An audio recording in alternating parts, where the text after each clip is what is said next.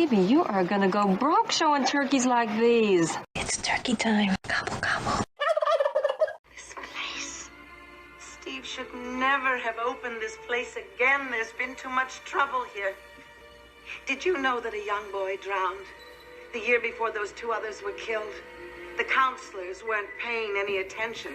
They were making love while that young boy drowned. His name was Jason.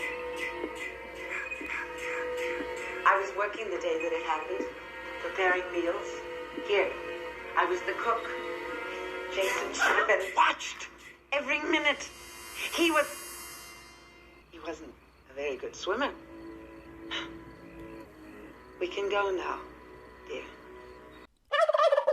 So wrapping up 7, I forgot to mention my ranking. We had talked about how it's third on your list and you really, really like it. I think we mentioned mine. I had it at 6.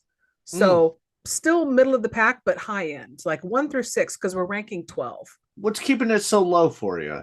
It was the switch in narrative to where this was the movie, like I said, that jumped the shark. And I felt like it had so many characters that we were supposed to hate so that we would revel in their death. We were supposed to root for Jason and not them anymore. And in the series going forward, that's kind of what they lean on. And so, yeah, it kind of kept it middle of the pack for me because I wanted characters to really like, and there weren't that many. Yeah, I get that. Yeah, it's more of the spectacle at this point. And we're not even trying to make like an actual film.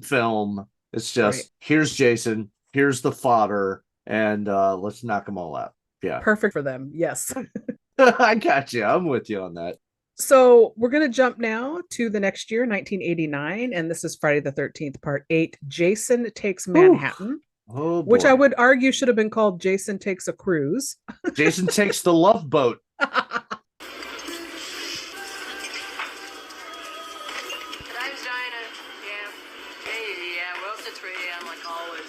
you've got to call the police. There's a payphone in back. Look, you don't understand. There is a maniac trying to kill us. Welcome to New York.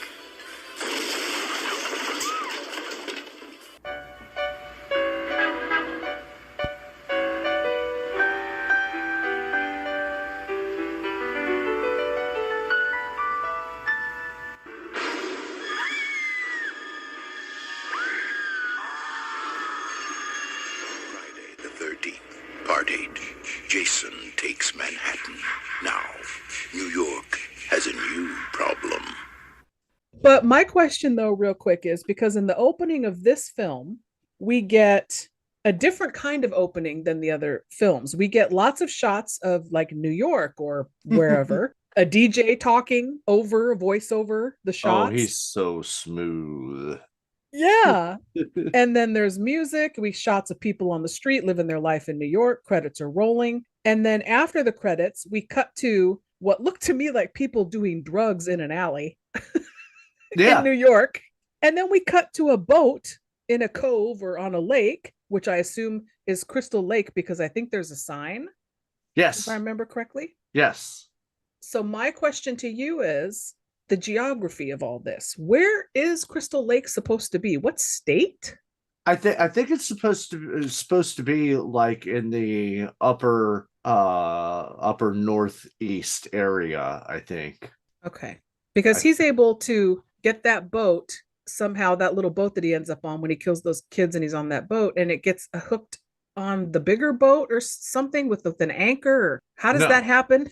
What happens? When is the last time you watched this movie? It's been a long time because this is if we're ranking these out of 12, this is 12. This is the worst movie in the entire franchise to me. I try hard not to watch this one. You really prepared for this recording, didn't you? No, you ranked it at 8, so it's pretty low for you too. It's not a good one. It's pretty low, but okay. So they are supposed to be these two kids are supposed to be in Camp Crystal Lake. They're on the lake because Jason's body is trapped underneath where Tina caused the pier to, her father to come out, and then the pier collapsed and Jason ended up under the water again. So apparently what we're supposed to believe is that Jason was put back into his original death resting place, like Tommy wanted to do in 6. So now he's immobile for a little bit. But Okay. these two kids are in this fancy boat, and they put down the anchor, and it catches on a giant electrical wire that is running on the bottom of Camp Crystal Lake. That's right. We get like a Jaws 2 thing here. Okay. So, and yeah, they do show that at one point, like when shit starts to happen, like all the lights go out at the camp or whatever it's been turned into at this point. Maybe it's Camp Forest Green part 2. Who knows? But yeah, so that causes an electrical. So we're back to Jason's being resurrected by electricity again. He pops up. He kills the two kids, and then I don't know how the anchor comes unhinged, or unhooked, but the boat apparently floats out of a lake and ends up in a fucking harbor where there are giant boats at a dock. It doesn't make any sense. There's no way Camp Crystal Lake leads into where you can go and you can just motor out and end up at the there's just no fucking way. But hey, movie wouldn't happen if it didn't happen. Okay, thank you for refreshing me, and you're reminding me again why I hate this one. It's the most ridiculous way to get him onto this boat. Yes, agreed. Yeah, I'm with you. And he shouldn't even be on the boat to begin with, in my opinion. This was just a ridiculous plot. Written and directed by Rob Hedden. Rob Hedden, yes. This is the last time we're going to see the Paramount opening is on part 8. And They this get into all kinds of legal entanglements. This is well, I mean, I wouldn't say it's entanglements. It was just they sold off certain rights in order to. I thought that's what it was. They were fighting over like rights issues. No, that just happened recently in the past year or so. Oh, okay. So this is actually the first time when you see the Paramount logo with the mountain and the stars. This is the one and only time where they have the sound effect of the kiki ma ma ma ma over the logo. And every time I watch any of the older ones, I keep expecting it to happen, but it's only on this one. I never realized. I also thought it was funny in the beginning of this one, after it opens, you see people on the lake in Crystal Lake, and then you see Jason underneath just hanging out. I was like, why is he still there? Because after there are eyewitnesses to Jason and Tina's dad coming out of the water and going back into the water, nobody dredged the fucking lake after that for bodies. It's Crystal Lake. It's just a rotting fucking cesspool. Yes. I just thought that was weird. Like, because there were eyewitnesses to that one. But okay. So this one, I'm not alone in my hate, because I had to compare all the why they're turkeys, the Rotten Tomato scores. This one and part 3 have the lowest scores of all the films. So this one is hated by many. Not you. You're not stupid. But I'm wondering what it is about this that makes everybody so angry about it. Is it the fact that he doesn't show up until to Manhattan except for the last 20 minutes? Is it the fact that the special effects and all the murders and shit have been cut yet again? I mean, what is it that everybody doesn't really like about it? To me, the end convoluted. Well, maybe it's simple and not convoluted, but it seems the stupid way that they explain Jason and the way they kill him, and the whole thing with being the kid in the water, and the ending is garbage. It's complete garbage. It's such a letdown, because there are a few things that are good in this. I mean, Toby the dog lives. He survives. We have, to me, the best kill in this movie in the entire franchise. Even though it's bloodless. It goes off the rails, this movie, and it takes some crazy, crazy turns. But then the ending is like, oh, okay. Ruins it for me. I completely understand that ending is garbage. It doesn't make any sense. That's what I wrote in my notes really big, is nonsensical ending. Yes, absolutely. But reassessing it myself over the years, because I went and I saw this in the theater when it came out. Actually, Sorry, just to jump in. This was Yeah. actually the first one I saw in theaters. I was old enough that my mom said, go ahead. It was my second to last year of high school, I believe. Yeah. So this was the first one I saw in theaters. So I was extra let down. Oh, I mean, I was too. I was in the same boat. I was like, there's barely any Manhattan stuff. There's no good kills. That ending is garbage. The reveal of Jason is fucking super garbage. I think that's even worse than him turning into a tiny boy again at the end. He looks like a fucking albino jack-o'-lantern. See, to me, I rode with it enough to overlook some of the nonsense by buying into the supernatural aspect. Because at this point, he is an entity. So maybe he does some weird transformation. Like, fine.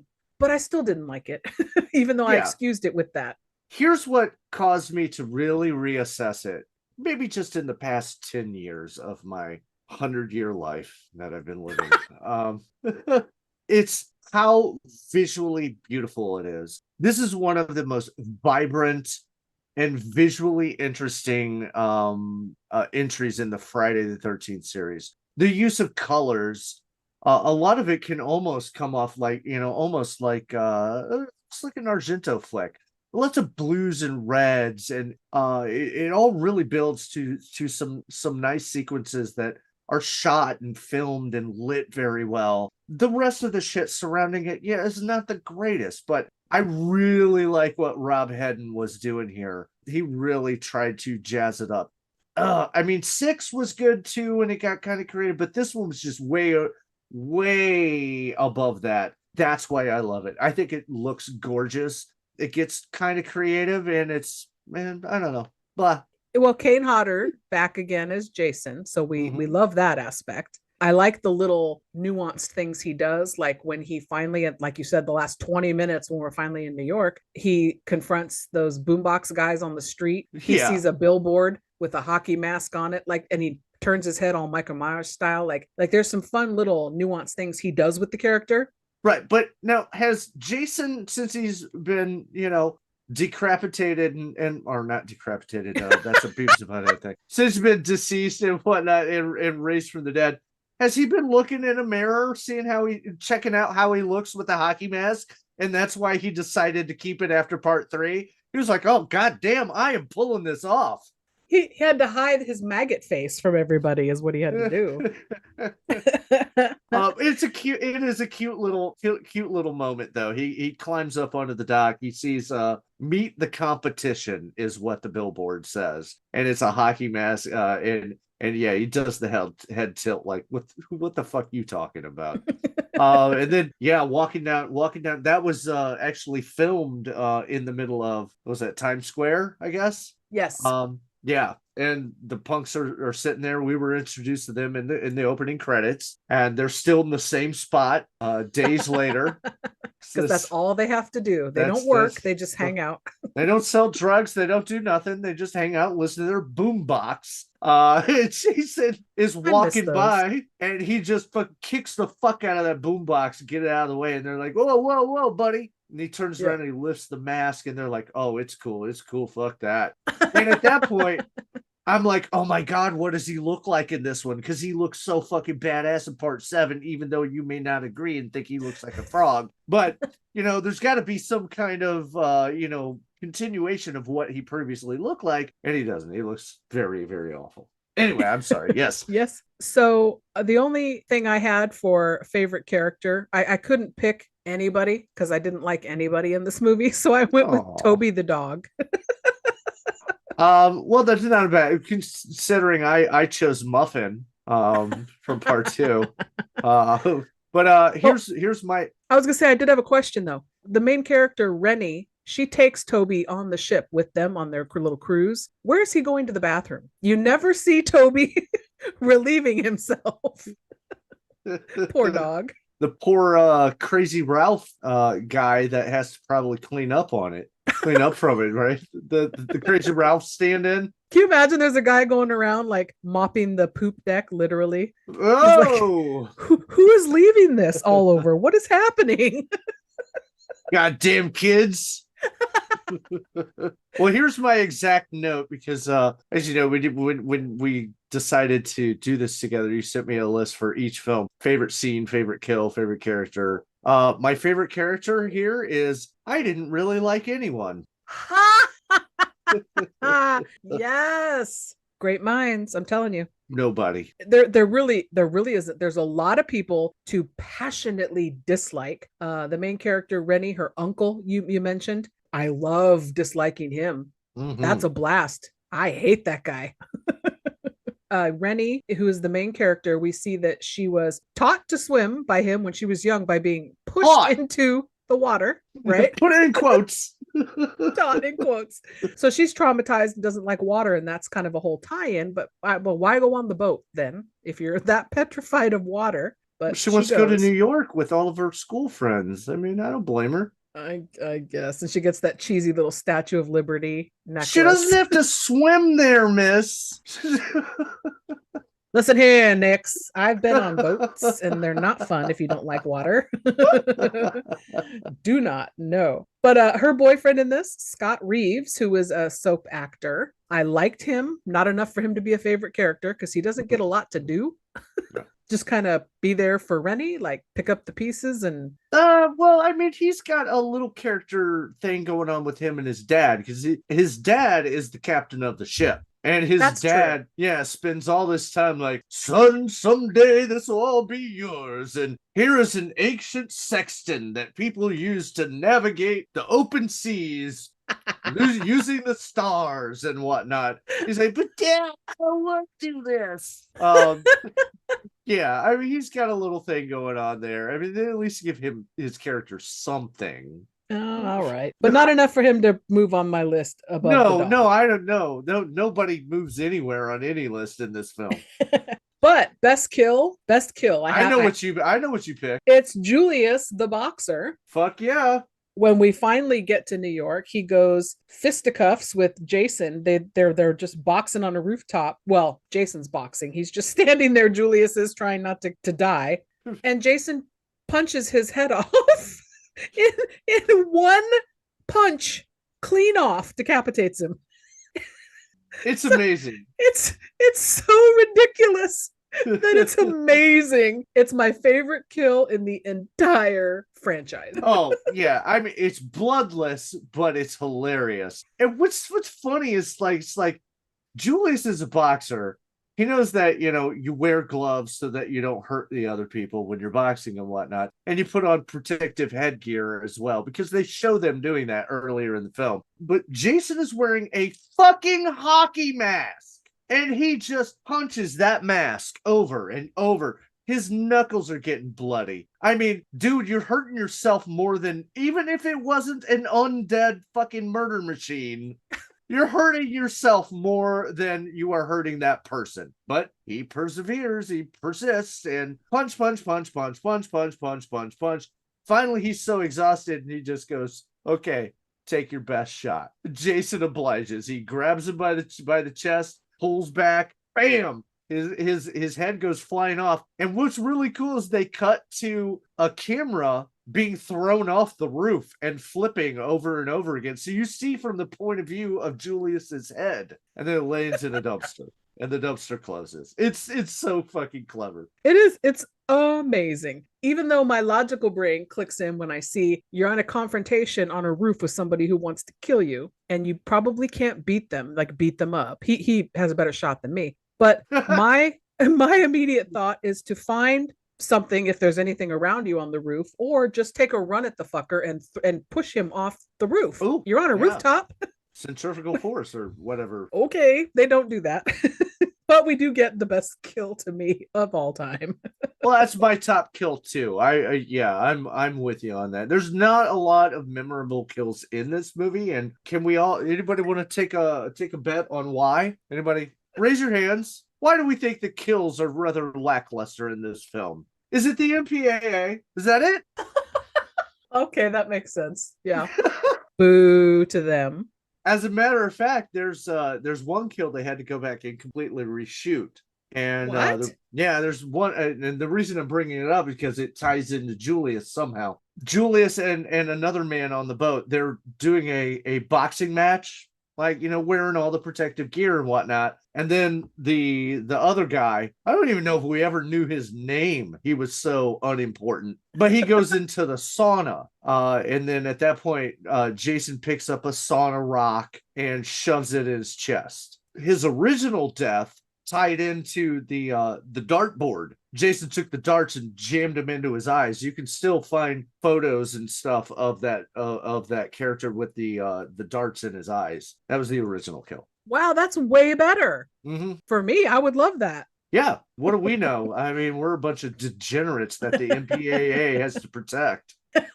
Right. I'm over here going, human centipede, do it.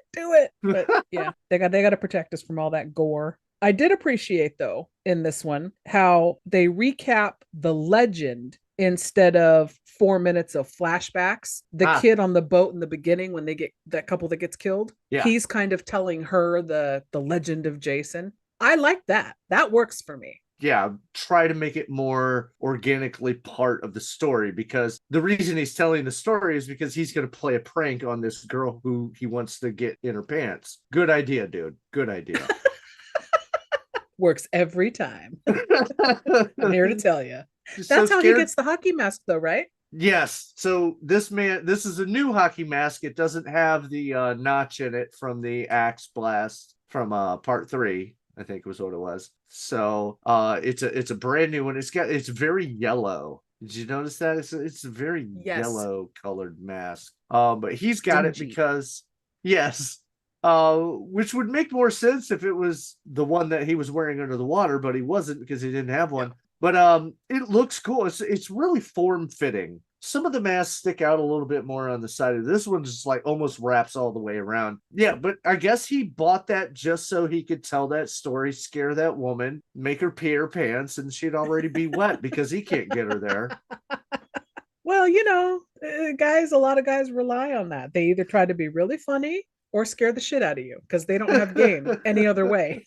I'm going to put on a hockey mask or I'm going to juggle for you. One or the other. Oh, man. Yeah, it was if you juggle in 3D, I'm taking my pants off for you. We're all pantsless at the end of that scene. I'm not wearing pants now. So did you find it amusing that the boat they're on is named the Lazarus? The Lazarus. Yeah. Oh, yeah. It's not subtle, is it? Not at all. This movie's subtlety is not in the vocabulary for this movie. I mean, doesn't the guitar player chick get her guitar rammed through her? That's her death? It gets smashed into her head. And actually, smashed. Okay. There's a little bit left in there where you can actually see, I think, the hole in her head. You can still kind of spot that, which was pretty cool. So at the end of this one, Rennie has been having, her and Toby, her dog, have been having visions of small child Jason throughout. The dog seeing it, I believe, because my dog sees ghosts all the time. That's stories for another time. But she's seeing these weird visions of child Jason, and I'm like, what is the link? Was her almost drowning incident from her asshole uncle on Crystal Lake coincidentally? Yeah. Or like, what is the tie there? That's what they're implying, because they reveal more and more of why she's afraid of the water and da. Because when her uncle threw her into the middle of Crystal Lake to teach her to swim, and just scream at her, just Uncle swim, of the damn year. it, swim, right? As she goes under the water, baby Jason is down there and grabs her and tries to drag her down. Oh shit, that's right. See, I've barely watched this movie. I know, you did your homework. It's a slog, I'll tell you. You and Ben, god damn it.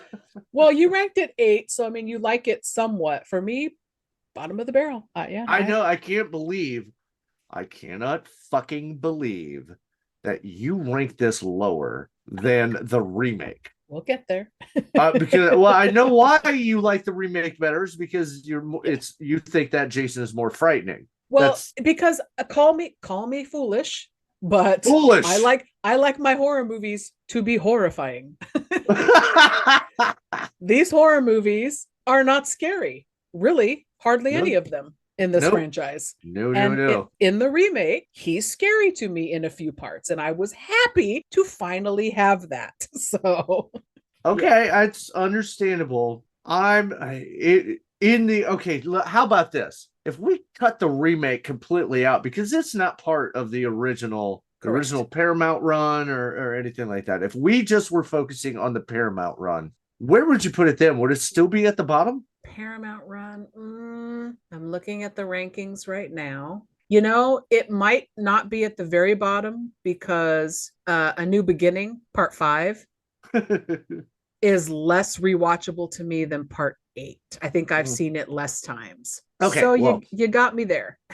all right. I love you again. We're okay. You got me there. Yeah. It wouldn't be at the bottom there. You're right. Anything else on 8? Oh, I got tons of shit. These are where I finally started to like really take some notes. As if I was like approaching. And you're giving me shit about note taking. All right. Oh, well, hey. Who had more of the information memorized? Yes. That would this be is true. me. So first of all, I was amazed that you ranked the remake above this. We'll get to that. Do you remember the promotional ad for this? The TV spot? The trailer? No, not really. Oh man, I remember this playing on the TV all the time. So it's a shot of somebody standing on a roof looking over New York at night. And you can hear a piano playing Start Spreading the News, New York, right? Camera's kind of coming up from behind it, and you don't really know who this person is or whatever. And then at the end, they turn around and it's Jason. And he throws his hands up like this for some reason. Kane Hodder is like fucking. He says, "That's not me. I don't know who they hired to put in that mask, but he's doing fucking jazz hands." And other than that, it's a really effective ad. But it sounds like it really leans on the New York. It's selling us on this is the movie you're going to get. Right. Yeah. Not the fucking Love Boat. Montreal. They had to shoot most of it in Montreal. This is cheaper, but they did shoot in New York, and that's really impressive. But again, at this point, Paramount didn't want to put any money into it because they figured they wouldn't get enough money back. But hey, if you had given them the money to film in New York for 80 minutes, you probably would have had a winner on your hands. It would have exponentially been better, yes, had they had that central location and not all the nonsense on the boat. People wouldn't have felt like they were fucking gypped. I mean, that was the worst part. You walk out of the theater feeling completely cheated. They also had an original poster design. Everybody's seen the I Love New York, I Heart New York. That was the original poster design, except Jason had a knife coming through it, through where the heart was at a side, and you could see the mask coming through. They actually got sued or threatened to be sued by the New York fucking Chamber of Commerce or something like that. Yeah, like, and said no, that's copyrighted, you can't do that. So they had to abandon that. I don't think the second poster design is that bad. I have a laser disc of it because it looks good, and I have it framed and hung on my wall. Jason over the city, coming over the city. It was just pretty cool. Oh, that's cool. Yeah, it's really interesting looking. So a poster that I got when I was younger and had just seen this movie and didn't really know better that it wasn't good. I went to like a Spencer's Gifts or something and got a life-size 8-foot tall door poster of Jason dripping wet standing on the street in New York. Oh, and I had it on the back of my bedroom door for like a long time. It's long gone now, but I wish I still had it. It was really fucking cool. Life-size. Fuck yeah, that sounds awesome. Yeah. And I remember it because it was from this movie in particular. One of the other things I want to point is like, yeah, Jason is definitely magic in this one. They bring it to the extreme. He'll just pop into frame out of nowhere from one place to the other. They've totally given up on trying to make it seem like he's moving on his own physical volition. Oh man, that scene with the rich bitch where she's like drawn like anatomical. She paints on her organs and like rib cage and tries to seduce her teacher to get a good grade. And the teacher is the uncle. Yep. The asshole. It's so wrong. It's so gross. Like, ugh. But at one point, she's doing drugs with the Asian girl. I don't know any characters' fucking names except Rennie and Jason. So I recognized her though, the actress. It's Kelly Hugh. Kelly Hugh? Yeah. Of all people.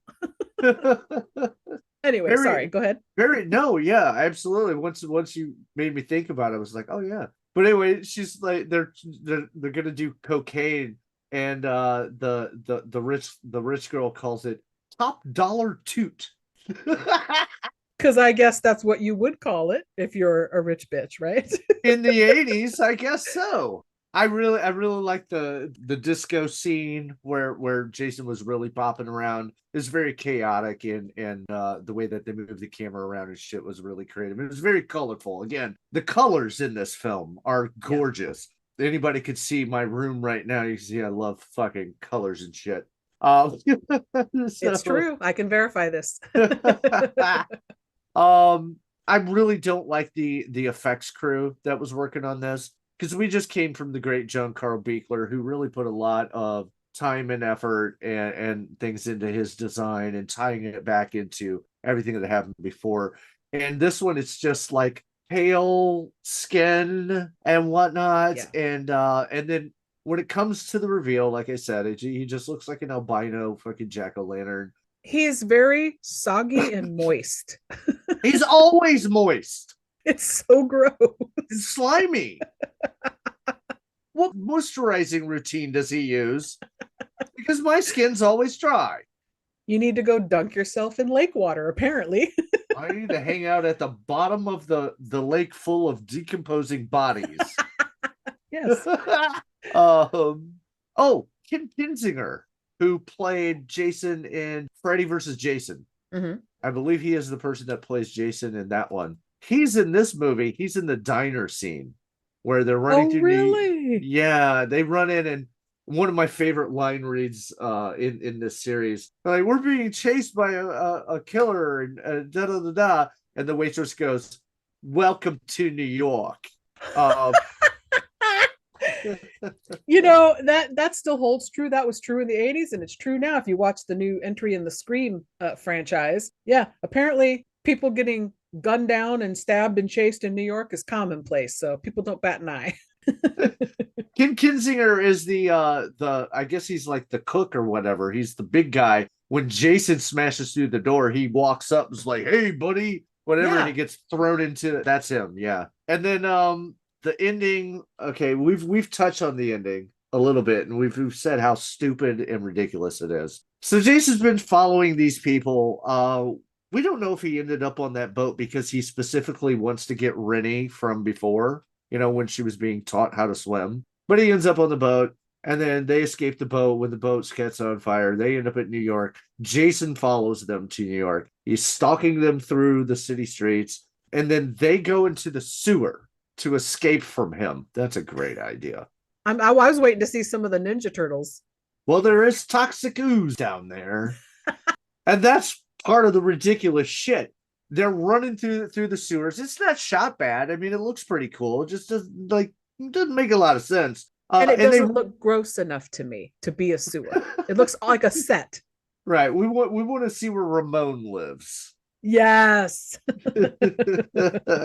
And they run into a worker, and the worker's like, "Well, kids, you better get out of here really quick, because every night at midnight, it floods full of toxic waste." It's like, what? Fucking serious? And there's also like containers of like toxic waste down there and shit. Now, in fairness to the screenwriter, how many of us have actually been down there to verify if that's true or not? And that could very well be the case. No, okay, I know you're being facetious. Now, let's ask the listeners, if there's somebody out there who works in the sewers or with toxic waste like that, please write in and let us know if that's factual. Are the New York City sewers flooded with toxic waste every night at midnight? Where is it coming from? Is there a nuclear power plant right there in the middle of New York? I don't get it. There's a Springfield nearby. I don't know. Or maybe it's all runoff from all the other ones across the country. They have a very intricate pipeline that just funnels it all there so it can go out into the ocean. So Jason gets splashed on the face with some toxic waste from that handy barrel that's sitting next by. And he takes his mask off and he looks ridiculous. He looks stupid. He's not intimidating at all. And when he hears the water rushing towards them, he looks towards where the sound is coming from, and he talks. You remember that? He says, "Mama." Don't like that. I think he says "mama" a couple times, and then he actually vomits out liquid like water. So I guess it's supposed to be the water that's been in his body from the bottom at Camp Crystal Lake.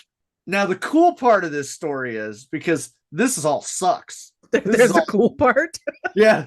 Because all this is fucking terrible bottom of the barrel bullshit. In order to pull that off, Kane Hodder is able to vomit on demand. So he swallowed a bunch of water, and then when it came time to do that scene, he was able to vomit it out at will.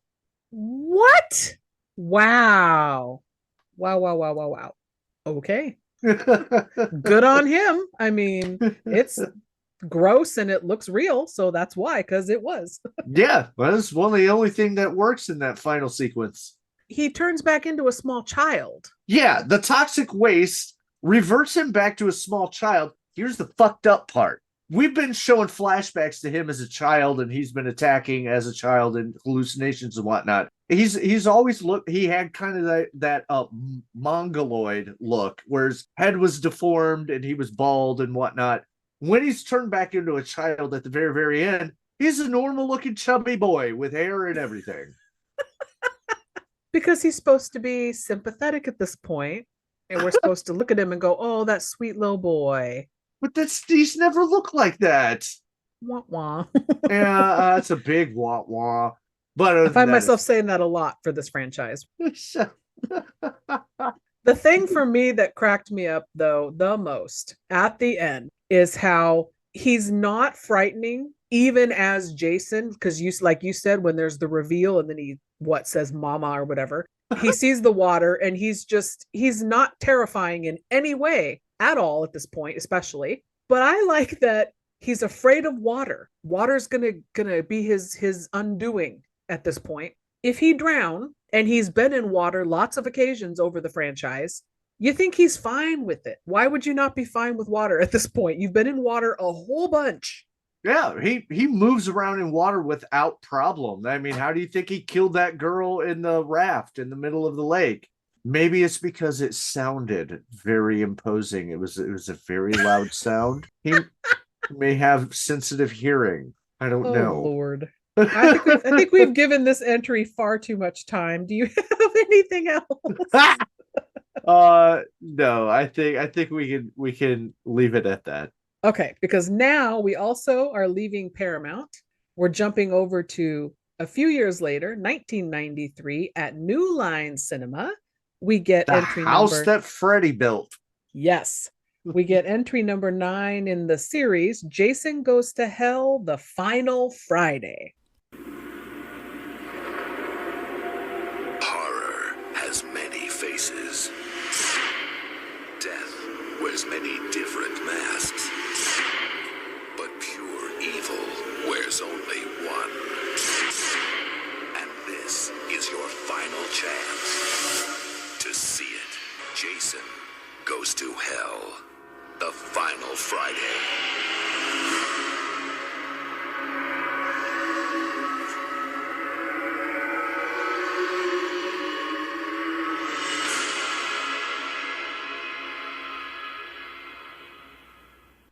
And I know where you rank this motherfucker. That's right at the top.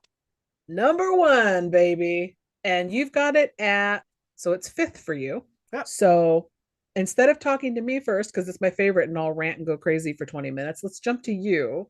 A little above middle of the pack for you. How does this one fall? What are your feelings on this one? We've got written by Jay Hughley and Dean Lorey, directed by Adam Marcus.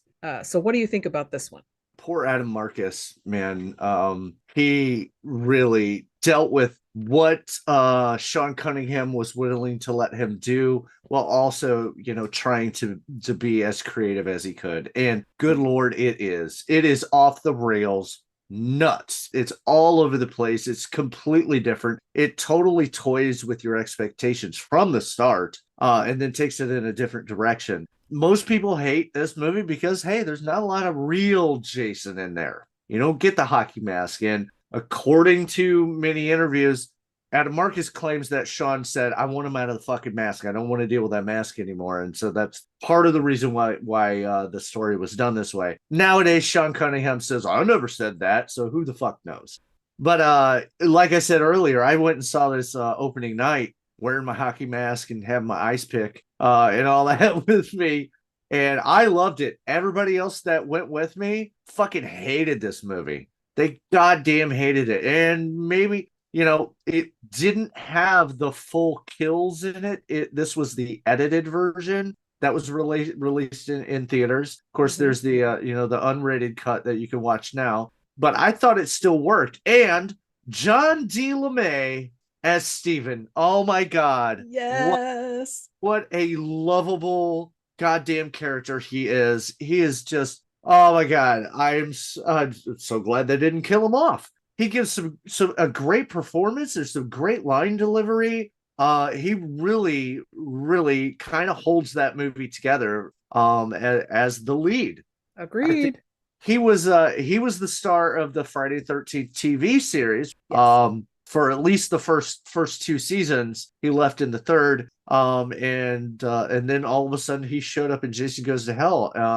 He's always been a good favorite of mine for his acting, although these are the only two things that I know him from.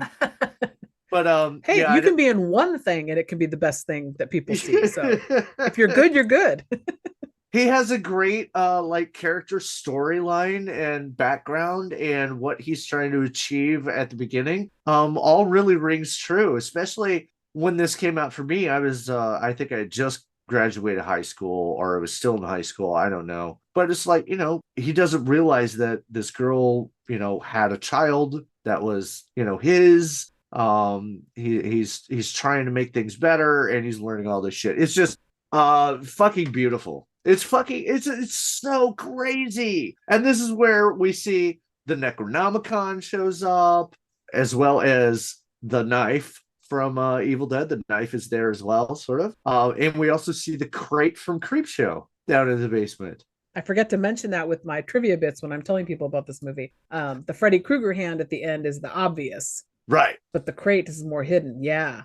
So this one is my favorite of the entire series, and it's for all the reasons you just said why you like it. And it toys with your expectations. It takes a turn right at the beginning, and I don't have a problem with that because I was so tired of the slog that the series had become with the Jason legend and who he was and what was happening, that this one, he just shows up at the beginning with no explanation of where he's been, what he's been up to. I like to think that this kind of jumps right off of like maybe the 2, 3, 4 area, the early Fridays, and none of the later entries exist. He's just here, and they trick him into this army ambush, and these people just blow him to shit, completely destroy him in the first 5 minutes of the film. And you're like, what the hell just happened? You just killed Jason 5 minutes in? And it takes the weird twist. We've got Kane Hodder back as Jason in the scenes he's in. He's the security guard in the opening scenes, which is fun. And then he was nothing but a big pussy anyway. I know, I love that. And this cast is stacked for this movie. We didn't run down a cast fully for all the other films, but real quick, you mentioned John D. LeMay. We have Carrie Keegan, Kane Hodder, Stephen Williams, Stephen Culp, Aaron Gray, Rusty Schwimmer, and Leslie Jordan, fucking in amazing comedic roles, and Richard Grant. So this cast is stacked. You've got excellent performances across the board. The movie's fun. The movie moves fast. There's some great kills. There's enough gore that I'm happy with it as a horror fan. And all the little fun Easter eggs, the way that they sort of kill Jason at the end, everything about it is fun. I saw it at the theater with a crowd, and everyone was having a good time. So it's a great memory attached to it as well, which sometimes can impact how you view a movie years later. So yeah, this one definitely the most fun of the entire franchise. So it's in the number one spot for me. Absolutely. It is fucking fearless. It just gives no fucks. It's gonna take you on this ride. I love the opening like 10 minutes. It's like you're getting your Friday 13th movie that you wanted, everybody. It hits like every cliche. The electric goes out, you gotta fix that. Da, da, da. Hey, the lady's naked now and she's gonna take a shower. All that. Now Jason's stalking her through the woods. You're gonna hit all those notes, and then all of a sudden, boom, the FBI's there. They got spotlights everywhere. It's a sting operation. So they're going on this the premise that he has killed all these people throughout these years, and now finally somebody's gonna fucking do something about it, because that never made sense back in the day, right? How could somebody kill these many people and just nobody tries to do anything about it? So it was cool to see him take it in that direction. Now, but a lot they of lean people on the supernatural aspect too, though, because once they blow him to shit, there's the theory of he can come back being reborn in a Voorhees bloodline, and the little worm creature thing we get of him, of his spirit. Oh fuck! Oh yeah, we're getting it's bonkers. Yeah, so they do blow him into pieces. Like his head comes off. He's in multiple pieces. Here's one thing I did not like: Jason grunts and moans. Like he makes noises, like especially when he's being shot and whatnot. He goes. But I'm okay with that because it's a departure from previous Jason anyway. We're as getting long as it's different. New version. Okay, I particularly didn't like that. I liked everything else about it. Okay. So they pick up the pieces and they take it to the coroner's office, whatever, and then all of a sudden this oversized heart starts beating, and yeah. I was gonna say, just real quick, there's a cliche in here too, which is I never get tired of as a horror fan. After this scene that you're about to describe, the other kid coroner comes in and he's munching away on his snacks, and you've got gross body parts just scattered. Always be eaten. That's the coroner's way. I digress. You were saying about the scene. Go ahead. Well, this oversized heart starts beating. There's some great delivery from the guy playing the doctor here, who I've seen in other things too. He's listing off all the different bullet wounds and this, that, and the other, and he goes, "In my professional opinion, this guy's dead as shit."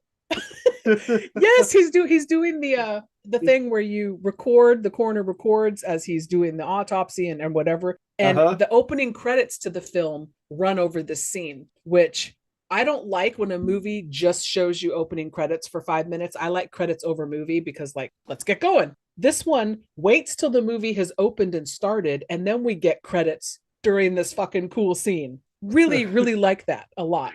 Absolutely. So the oversized heart starts pumping, and all of a sudden the coroner guy's looking at it, and you can see that something's happening. Like, people go, "Why did he eat the heart?" And it's like, well, he was being compelled by whatever entity is still remaining in that part of the corpse. And so he starts freaking out and he eats it, and it's full of very black, dark, viscous fluid, and it's really gross. And he starts burping and belching, and that shit's spitting back up out of his mouth. And then at this point, these crazy lights start shooting out and coming into his body. And it really gets across exactly what we're going to be dealing with from here on. It's the entity and the soul of whatever, quote unquote, Jason is supposed to be. And now it's in this man. Yep. It lays it out for you to where there's no question what's happening. So you can either be on board with it, or you're going to check out and go, nope, not my Friday the 13th movie. Because from here I'm on board with it. I was on board with it too. Because here on, you're only going to see him like in a reflection in a mirror and shit. Which was kind of cool. Really like. Yes. Yeah. Very cool. So yeah, Jason's now like possessing bodies, and the only reason he's doing that is because it's only temporary at this point until he gets resurrected through an actual Voorhees. So the film kind of cheats and gives us other Voorhees like relatives and whatnot. His sister Erin Gray, Yeah. which again, another Silver Spoons connection through the franchise here. Oh yeah. Oh, she was also in Buck Rogers, Buck right? Rogers, Yes. yes. So Yes. so hot. So Good looking hot. lady, yes. And I was so happy to see her pop up in this. And she's the sister. And so he's on a mission to find her to put his soul into her body and be reborn, I guess, because at this point he's he's not born, he's this soul. And then she's got a daughter, Carrie Keegan, and then she moved away and had a baby. So there's a couple of Voorhees now in the bloodline, and you're like, oh shit, like how's this gonna go down? And I'm for me, and I was intrigued. I'm like, this is fun. This is totally not like the other ones at all. And then they introduce Steven's character, and he's just coming back to the town. And he doesn't know that she had a baby and that it's his. He has no fucking clue. But Erin Gray's character, she apparently really liked him, and she's willing to talk to him and tell him what's going on. And so they meet in the diner, and then when he shows up to talk to her, well, now the coroner, was it the coroner at that point, or was it the cop? So it's still the coroner because he possesses the cop because she's dating the sheriff, Erin Gray is. Well, there's two different times he possesses a cop. There's the one where he straps him to a table and shaves him and then gives him the kiss. That's the one that comes for Erin Gray. Okay. At her apartment. Okay. So the coroner, we've already skipped over like the best kill in the fucking movie. Oh, and let's have it. That's the campers. Steven picks up some campers that are hitchhiking. Yeah, they're like, oh yeah, we're gonna go to Camp Crystal Lake. We're gonna go camping. He's like, oh, gonna smoke some drugs and have some sex and get murdered. And they're like, no, actually, we're gonna smoke some drugs and have some sex and not get murdered because Jason's dead. Which was cute. Steven gets invited to go because there's three of them. There's a couple, and then there's a cute girl, and she invites him, and he's like, no, I got shit to deal with, because he's trying to be responsible and dependable, and lots of words that end in "ibble" with his life. Which makes us like him, though. Exactly, because you could tell he was a little tempted. He wouldn't mind going and doing some drugs and having some premarital sex. And he drops him off, and they go camping, and none of these people are terrible, especially that girl that invited him. She seems like a sweetheart. But the coroner's I'm always bothered though, because they take a dip, I think, and then she puts on like this flannel shirt so that she'll be sexy for us, the viewers, a little bit of skin showing and dripping wet. But I'm thinking practically, how fucking horrible to be out in the cold night, soaking wet with just this little flannel, and you got to go take a pee. Like, this just seems awful conditions. I would not want to be doing that. Put some pants on. So at this point, the coroner has been possessed, and he's been stomping across the country trying to get back to Camp Crystal Lake. And he comes across these campers. The couple are about ready to fuck. Pardon my language. And it's okay on my show. You can say fuck here. Fuck the MPAA. They're getting ready to fuck, and he's like supposed to put a condom on, and he just tosses the condom, pretends like he put it on. It's like, you asshole. But or she might have agreed to it. I don't know. I can't remember. But at this point, this is the best kill in the fucking goddamn movie. She's about ready to come. He's about ready to come, and the coroner stabs them with a giant like pole or stake or something. Stabs her through the chest and rips it up to the top, splitting her in a couple different ways. And then the camera kind of comes through it, and there's blood splurting, and it's just fucking graphic as hell. They cut that down in the theatrical one, but in the unrated, it's very impressive. And actually, that wasn't even in the original cut of the film. They went back and added more kills in. Well, I'm glad they did, because that is my favorite kill as well. Sweet. Especially the unrated version, which I watch quite a bit. Yes. Very, very good. What about favorite character in this film? Well, it's Steven. Okay. He's my favorite. I love his character. I love how much of a good person he is. and it's not in like a, well, we're just supposed to expect him to be a good person. He really is a good person. And you see him, this is one thing I have in my notes about him. You see him, like you just gave an example of with those hitchhikers. He makes choices. He seems to constantly make a choice to do the thing that he thinks is the upright and correct way to do things versus what he's tempted to do throughout the film. It's a character trait. He's making these choices and we love him for it. Absolutely. Was he yours as well? He's my second favorite. My favorite what is the fuck? Somebody who's not in this nearly enough. Mr. Creighton Duke. Stephen Williams. Fuck yes. When I hear Jason Voorhees, I think of a little girl sticking a hot dog through her donut. I'm going to say 2 words to you, Mr. Duke, and I want you to say the first thing that comes to your mind. Okay? Okay, You ready? shoot. Jason Voorhees. Well, that makes me think of a little girl sticking a hot dog through a donut. What does that Yes. mean? Yes. This is why I love him, because he's cocksure about everything. He's so confident when he confronts Aaron Gray in the diner. He's confident when he's giving that bizarre interview. What can I get you? I'll take a Voorhees burger and a side of Jason fingers. Okay, anything else? Yes. Creighton Duke, I know who you are. I'm gonna kill Jason Voorhees. I need you to help me.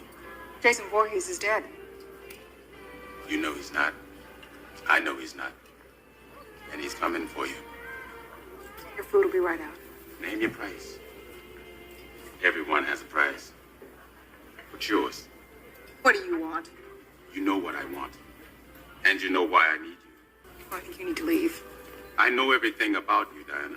I know who you really are. What's the problem here?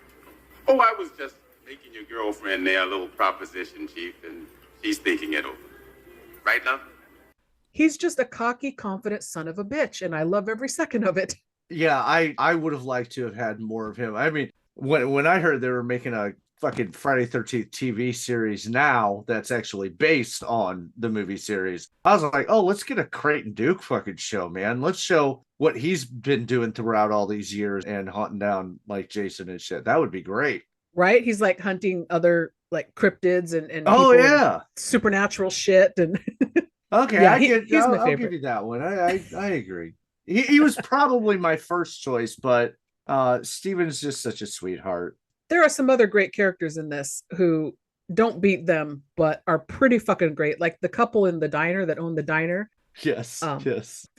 Rusty Schwimmer and Leslie Jordan, Uh-huh. are so comically, physically mismatched. It is perfection for comedy, and their attitudes and their sweet little relationship that we get a tiny little glimmer of makes me love them and root for them. And then when they have to get confronted by Jason later, their deaths, especially Rusty, is just Oh, fantastic. He punches her fucking jaw into her head. yeah. So great. It's such a crazy pairing. Yeah, 'cause she's very big and large, and he's very diminutive and tiny, and she's very brash and aggressive. And he's very much not that. He's he's a bit of a softer person, but you can tell that they work together. Like there's not a big conflict between that relationship. They just connect and work together. It's pretty cool. 100%. So then with the whole body jumping thing, like you said, the coroner guy goes into that cop, he shaves him, and we get this weird scene where the worm creature thing goes out of him and into the other guy. Then he goes after Aaron Gray, but he's not able to get her, and he ends up jumping into the daughter's TV reporter personality guy. Who just wants an angle on the Jason story, doesn't really care about her. He ends up jumping into him at one point, and that to me gives us a really cool scene in the fucking police station. Yeah, where- it's basically like the Terminator. Yes, and they even show some of the stuff in slow motion, like people seeing each other down the hall and stuff's happening. Really fucking well shot. Really cool scene. Yeah, And that that's- guy's menacing as the Jason possessed person. I believed it. Yeah, he does a good job of portraying, I am not just me being angry. I am a entity that is inhabiting this body, sort of thing. And that's also, we get the great scene of even though it's not really possible because the handcuffs they gave him were longer than regular ones. But Steven does that cute jump where he takes his hands from behind him and jumps through them so he can grab the gun. See, I appreciated that because, and my husband points this out all the time when we watch movies, and I've said it on the show, it's so annoying when police cuff a perp in the front. Like, why would you do that? Why would you do that? Right? At least they had the sense in this movie to cuff him in the back, like they should. Yes, he gets out of it, but still. And the scene where Creighton Duke is in the cell next to him and he wants information, and so he's breaking his fingers one by one to get the information. This movie just does so many things that, especially on a first time watch, you don't expect what happens from one beat to the next. Yeah. In most horror films like this, you would expect he would kind of like tell him the lore in order to get the exposition out of the way. But in this one, again, they give Steven a choice to make, right? Is it worth it to you to get this information so that you can help save the person that you love? And it's really impactful. Especially when he gives him the gimme at the end. He's all, this one's for free, and he doesn't break his last finger. Oh, where Creighton he thinks about it. He's like, I respect this kid. I'm going to give it to you, kid. There's another thing that Creighton said, like, it was more towards the beginning. He was talking about the bounty to bring Jason in, and he basically quotes Jaws. He says, for that, you get the mask, the machete, the whole damn thing. Yes. And as Jaws is my number one favorite film of all time, I went, yes. Say it. I put this in my notes and I can't quite remember what it is now because I had just watched it, 3 weeks ago. After the coroner does the tent kill and rips that woman in half, as he's walking away, I think he might like kick a sleeping bag out of the way. And it almost seems like a big fuck you to the big fans of the Friday 7 sleeping bag kill. You know what? Yeah, it is. It's like, I just topped that shit. Yes. That was pretty awesome. Hell yes. I thought what was kind of disturbing was when the evil force leaves the body that it's possessing, all of a sudden the body that it was possessing, that person is back conscious again and alive. And you see that when the deputy is kind of melting down. You see his jaws stuck to the floor and whatnot. Like, that's the human that is dealing with that. That's kind of terrifying. It is. This thing leaves you and you're still going to be alive for a while your body's dealing with the aftermath of that. Also, great effects. Like, it's so gory and gross. I absolutely loved it. KMB Effects did that. They're good amazing. On them. Yeah, they've done some great work, and there's a lot of shit that they did that you will not see in the film that got cut. We'll definitely have to hit on that. I know. Even in the unrated version, the extra. Oh yeah, there's they went back and did reshoots. There was an original cut. Since we're getting into the ending, do you want to talk about the process of the ending and what happens, and then we can talk about stuff that's missing? Yeah, hit me. So they do. This is all from memory because I didn't write any of this down. She didn't do any work in preparation, everyone. No, none at all. So Steven and Jessica and the baby, they're at the house. He comes for them, and Creighton Duke is there, and they're going to set this trap, and they're going to, do it once and for all. And they have the struggle, and they end up outside. Jason is reborn through the corpse of Erin Gray, Jessica's mom, who's laying down in the basement because her piece of shit reporter boyfriend guy brought the body there to have like a big reveal on camera. And you're like, oh, such a piece of shit. So the Jason thing goes down and is reborn through her, but is able to look like himself, like old Jason. Mask and everything. From the beginning of the film, right. So I'm guessing supernatural Jason can just choose whatever form he wants, rolling with that theme, right? He must have really liked that one. Yeah, why not be the big intimidating guy in the mask, I guess. So they're fighting with him, and then they end up using this special dagger, and they stab him, and we see all those crazy beams of light that we saw earlier go into the coroner, going out of Jason, I believe. Yeah. And he gets pulled down underground like dead and down into hell, I guess, from all these like skeleton hands and stuff that start coming up. I was getting like Evil Dead vibes. And then the piece de resistance, the chef's kiss, is the mask is sitting there in the dirt, and a Freddy claw comes up and grabs the mask and pulls it down, and you hear Freddy laugh. I love it. I absolutely remember being so over the top, batshit crazy, animated, happy, screaming my head off at the end of this movie in the theater. I was like, oh my God, that's so awesome. And everybody I was with was not impressed. What? That's like the only part that anybody I was with was impressed by. They're like, oh, cool, Freddy versus Jason is coming. Hooray. Yeah. And then you wah. Wah. Not for 10 years we don't get that. Oh, yeah. Okay. All right. I was going to say Freddy versus Jason actually works somehow. Yeah, no, I meant we had to wait 10 years to get that because of all the bullshit. We had to go through Jason X to get there. Yeah, well, actually, that's Kane Hodder wearing the glove. So he's now played Freddy and Jason. And I think at one point he was stunts on a Leatherface film. I think he's got those 3 under his belt. So here's okay. So just getting into a little bit more detail about this wrap up. You really simplified that, and this gets really crazy. I simplify it because there might be some people who haven't seen the movie, and why are you listening to this, you fuckers? At the shit show, we have no problem with spoilers. If you're listening, you know what you're in for. We're not going to hold back. So yeah, like you said, the reporter guy has taken Aaron Gray's body to this house because he was going to do an expose about the Voorhees things. And oh my God, this dead body is here. Ooh. And so everybody ends up there. And oh, by the way, this is where the sheriff comes in and the deputy guy comes in, and they're both like, shoot him, no, shoot him, sort of thing. Like, he's Jason, no, he's Jason. Since when can Jason talk? He couldn't talk with any of the other fucking bodies he was in. But now all of a sudden he's able to like be that fucking smart.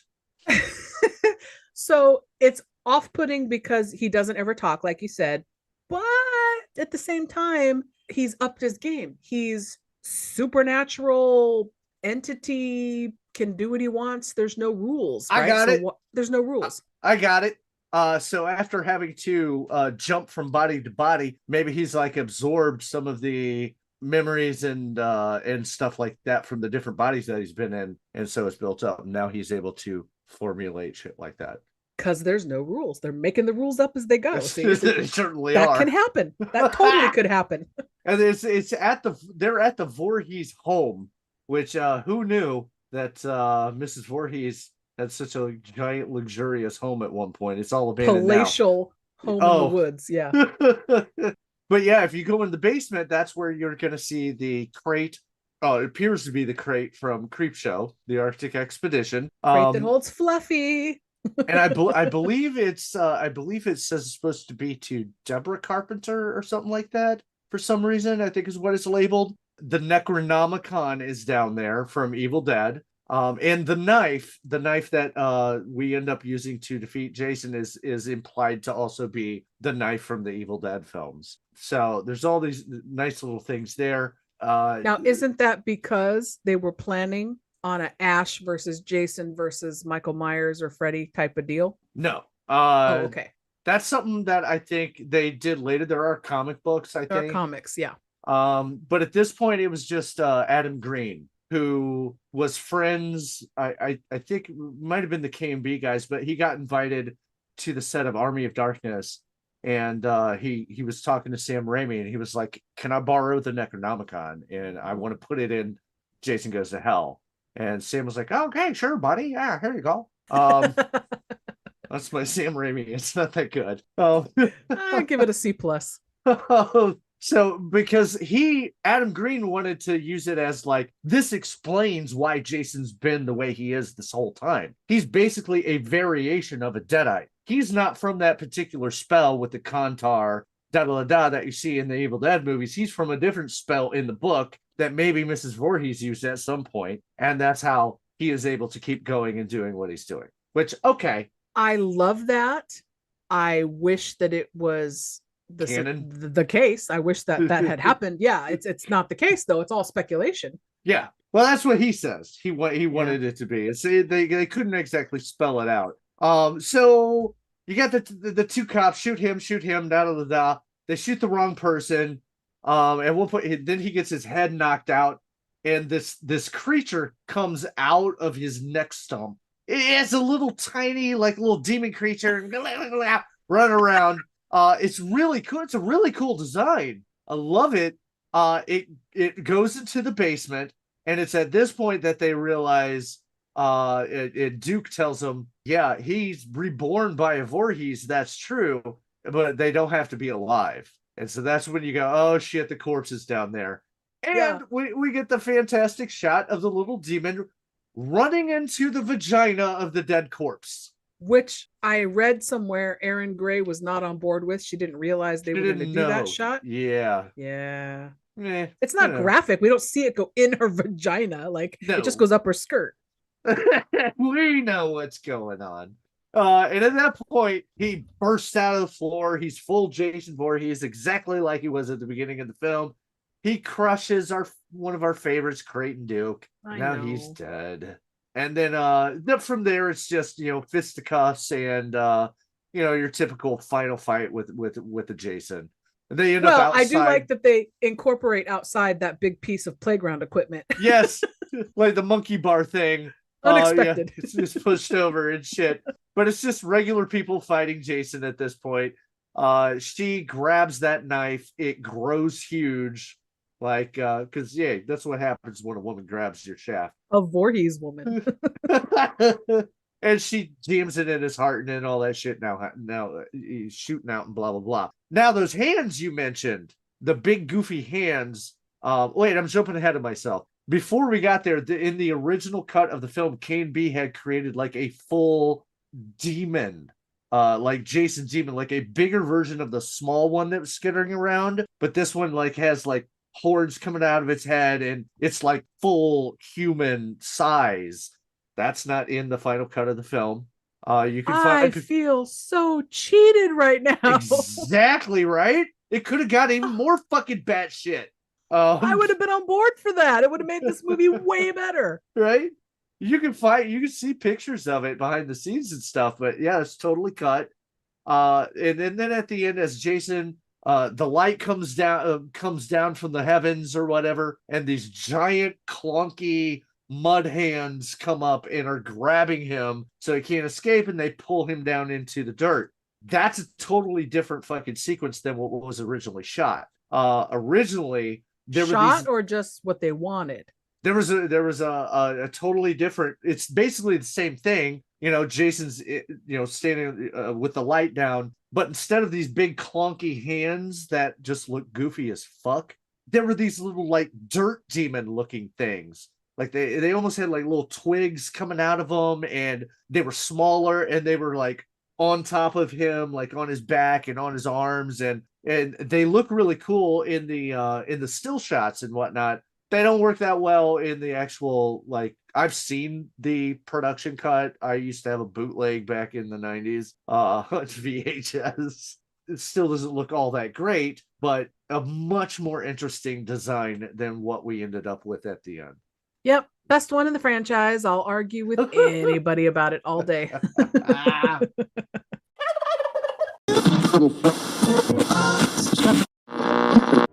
Are you struggling with a lack of access to captivating entertainment and media? Are you faced with constant judgment and ridicule from friends and family for your inability to respond appropriately to sensitive situations? If this sounds like you might be suffering from being emotionally dead inside. But it's not too late to make a change. One Nothing Podcast is a newly available treatment for being dead inside. Taken just once every 2 weeks, One Nothing could make a world of difference.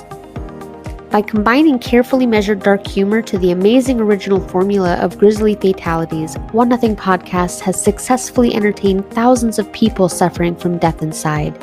And with access across all podcast platforms, treatment has never been more readily available. But don't trust my word. Here's some real-world testimonials from a few of our listeners currently undergoing treatment. From consistent doses of One Nothing Podcast, my posture has greatly improved due to being kept on the edge of my seat. the One Nothing podcast comes on, everybody be like, shut the fuck up. I'll be quiet, but when the episode's over, I'll be talking again. Oh my gosh, buddy. I used to be on so many medications for blood pressure, and then I listened to One Nothing Podcast's episode on Kitty Genovese, moved into an apartment on my own, and haven't needed it since. That one really got my blood pumping. You know, listening to One Nothing Podcast, I'm not constipated anymore. I'm just full of shit. So what's stopping you from great entertainment? One Nothing Podcast is not intended for all audiences. Listeners under 18 years of age should obtain permission from your parent or guardian before downloading. Tell your therapist if you're predisposed to whining, complaining, reading podcasts poorly, being overall combative, or being easily offended, as One Nothing Podcast might not be right for you. So stop letting great content pass you by. Talk to your therapist today to see if One Nothing Podcast is right for you. This episode is brought to you by Truly Unique Jewelry.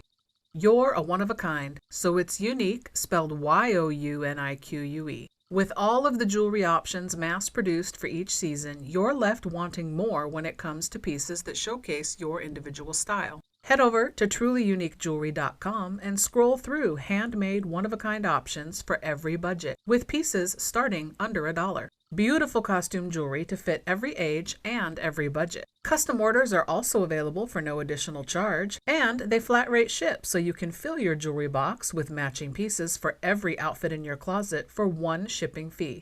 From earrings to bracelets to necklaces, even rosaries and combination sets. Cost is no longer a barrier to having the looks that you want that scream uniquely you. Go to the Facebook page for Truly Unique Jewelry for updates and discount information when you follow the page. Feel good about supporting a small business while you're updating and expanding your jewelry collection, adding pieces for every occasion. Visit trulyuniquejewelry.com, and remember, it's unique spelled Y-O-U-N-I-Q-U-E.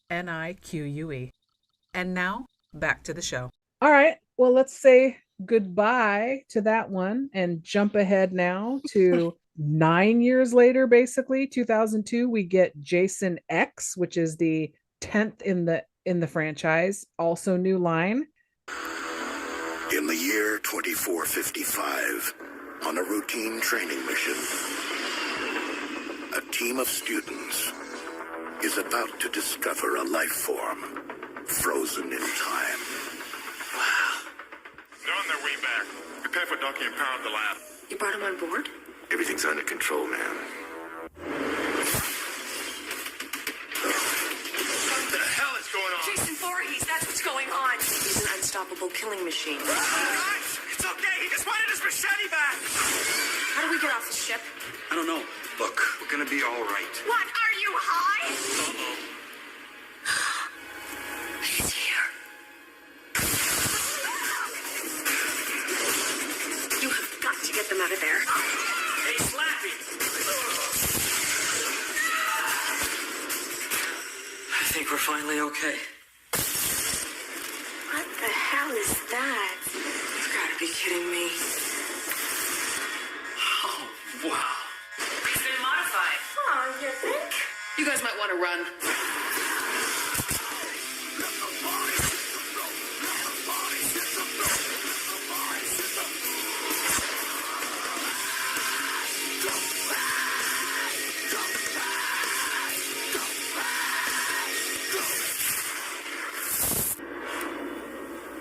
I don't think he's out there. Why don't you just stick your head out and have a peek?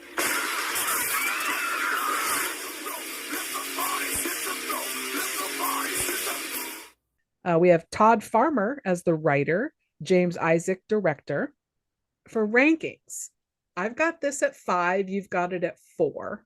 So we're real close there. You're slightly above mine, though. So what is it that you enjoy about this film? Why do you like this one? Oh, it's another movie that does not give a fuck. It's just running with it. It's like, really, you're still with us? Well, hey, buckle up, bonehead. We're going on a ride. It's Jason in space, and it gives you exactly what it promotes to do. Also, in the opening scene, which is supposed to take place I don't think it's our present. I can't remember if they put a year on the screen, but Jason's been captured finally. And David Cronenberg is like the doctor that once. Oh, he's so creepy. I love him. He's every time he's in a his film. line delivery. Mwah! He's like, just like, oh, I don't want to kill him, Rowan. I want him in my lab, or however he says it. It's just like, I love him. This and Nightbreed. Fucking amazing. I not only love David Cronenberg as a director, but as an actor, and I would love to see him play more evil and creepy roles like that. So that gives it a star automatically. But I just think, yes. Whereas with Jason Takes Manhattan, you don't really get what you were expecting, right? We didn't really get Manhattan a lot in that, except for the last 20 minutes. Jason X Evil gets an upgrade. We get everything we're asking for. We're up in space, things are in the future, but we're still getting like the same, the same vibe and kills and everything from the original ones. It's like being at Camp Crystal Lake, except on a spaceship. And then Evil gets except an upgrade. for when they try to trick him and they use actual Crystal Lake hologram or whatever. That scene is so beautiful. So following the franchise, though, I don't think you can actually count this as canon because of the timeline, like you said, with the years it's supposed to be. And then they talk about how back in 2024, the sport of hockey was outlawed. So you got a couple more months, people. Enjoy your hockey now, because in a couple months it's going to be outlawed. Go Red Wings! Woo! So yeah, I thought that was funny that they mentioned that. So we're way in the future. There's the alternate timeline with Jason, or I'm not sure if it's time travel or what happens, why he shows up, when he shows up, if it's present day. Again, where did they find him? So that's why it's not canon, because Jason Goes to Hell, he gone. He went down to hell, bye-bye. Right. And he wasn't even in his they took his mask came off, they grabbed his mask, and he's gone. So now here he is in his full glory, mask on, machete in hand, captured, and they freeze him, and they're going to freeze him in cryo. So it's like, when did they capture him? How did they capture him? Like, do we just skip over all that? Well, I'm going to have to assume that this happens after the events of Freddy versus Jason. How did he get out of New York is a question for another time. Okay, you're blowing my mind right now, because Freddy versus Jason comes after this, a year later. But that makes sense because he survives the end of Freddy versus Jason. Okay, we'll get there. Oh my God, I love this now even more. Okay, I might have to move this up in my rankings. So, favorite character for me is the robot, KM. Oh yeah.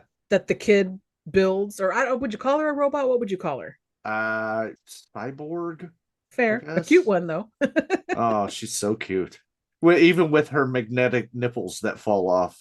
Isn't that funny? She's like, just wants to look like other girls, and he's like, oh, okay, I made you some nipples. It falls off immediately.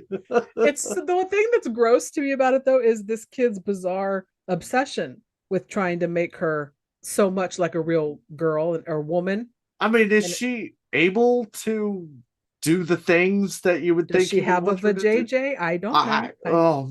These questions and more should be answered.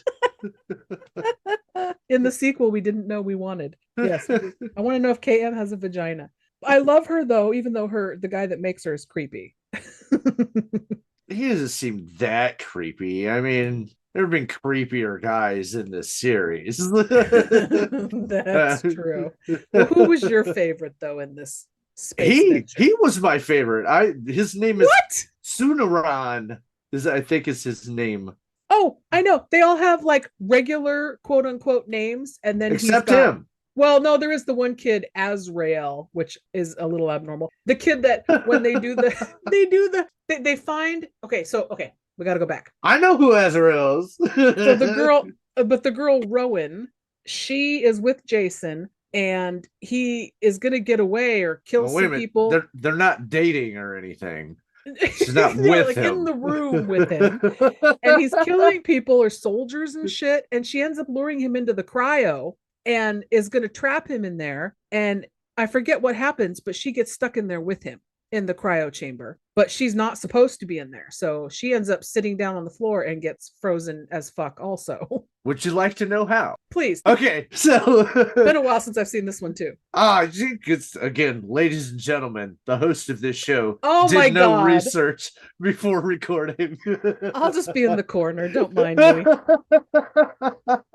I thought I was unprepared. No, really. Let me give you the scoop because you keep giving me shit, and it's funny, but I have to defend myself just real quick. I had been planning to do this since last Halloween, last year. And every time I had one guest booked for this, and every time it came time to record, something happened and we couldn't do it. And the final time, he completely ghosted me and flaked on me. I haven't actually watched these movies in a year, and all my prep sheets and my notes are from a year ago. So yes, you will have to excuse me if I'm drawing on memory and I don't remember some stuff. That is why. I do not, as a matter of fact, have to excuse you. Okay, the listeners will excuse me. You're a bit of an ass.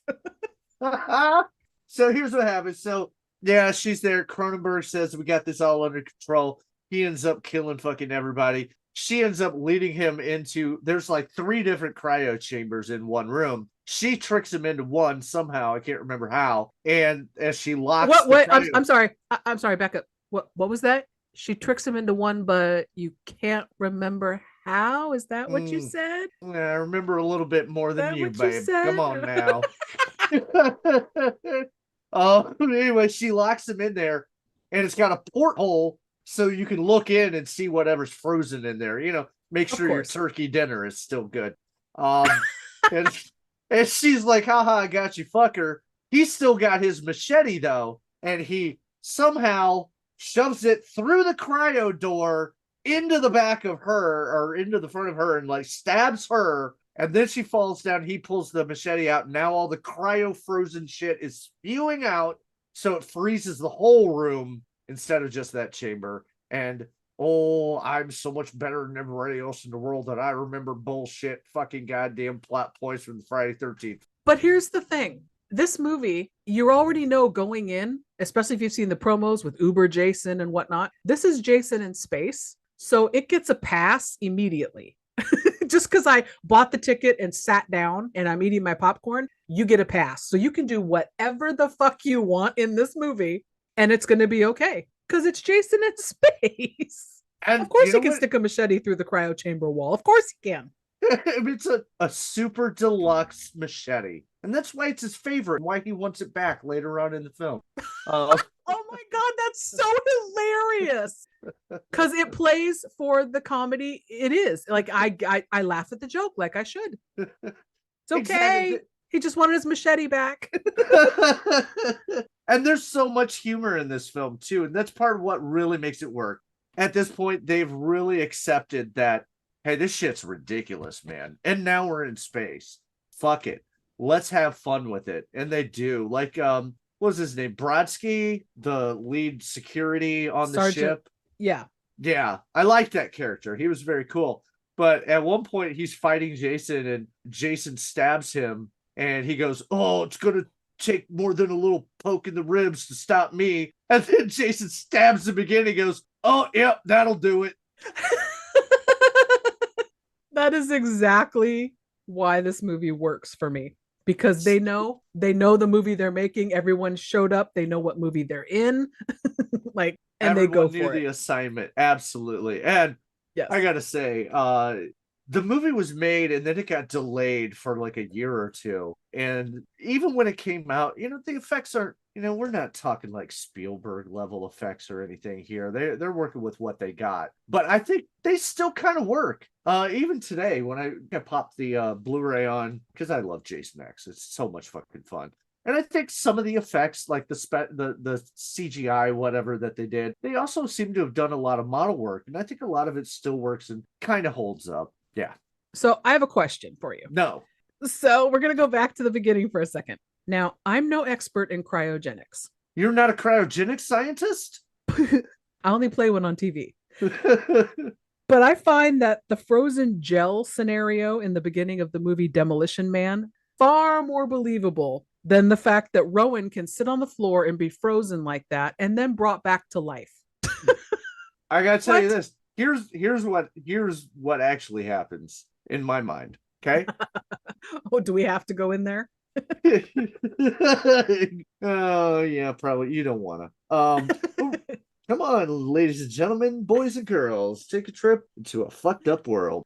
So basically, I think, yeah, she was like severely injured. She should be dead, but what happened was as she was dying, the cold air basically preserved the body, so the nanobots were able to help put her back together. So Okay. she wasn't fully cryogenically frozen, but her tissue, like her body tissue and stuff like that, were preserved. Okay. Yeah, Well, I the know. nanobot thing in this movie is so fucking cool and fun and crazy that I didn't really care, but I had to ask. But they bring her back, and then later, when they finally best Jason and he is on this table, the nanobots are trying to put his pieces back together, but they end up using pieces of the table and metal and shit because they can't complete his body without it. And it makes this fucking rad Uber Jason. But we only get him for like 20 minutes. I don't want a full movie of Uber Jason, and then it wouldn't be as cool. I liked old school Jason stalking around a spaceship and fucking killing people in an old school way. And then all of a sudden it's like, oh fuck, yeah, I guess they finally found a way to take care of him. Oh, here comes science. Everybody step back. And now what are you gonna do? Now you're really fucked because he's bulletproof. And on a rampage at the end there. So for kills in this, what did you have as best kill? Because there's a few to choose from.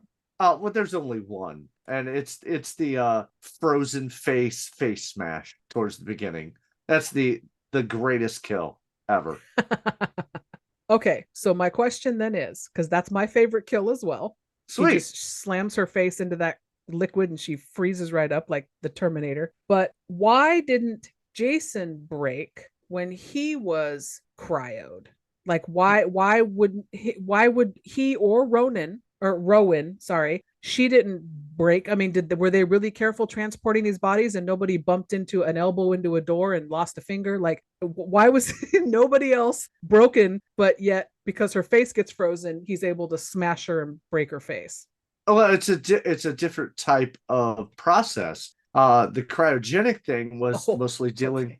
Okay. Thank you, Bill Nye the Science Guy, ladies and gentlemen. So the cryogenic chamber is mostly with like gas and temperature and whatnot. Whereas her face was just plunged into whatever liquid that was, and it only froze part of her face. So that part was frozen, and then when he smashed it, that broke off, but then the soft parts in the back remained. What a great effect. Such a great effect. Such a good kill. Did you like when KM gets an upgrade and she goes toe to toe with Jason there? God damn. I mean, you know what's crazy is that the person playing KM and then the person playing what's her name, Rowan? Yeah.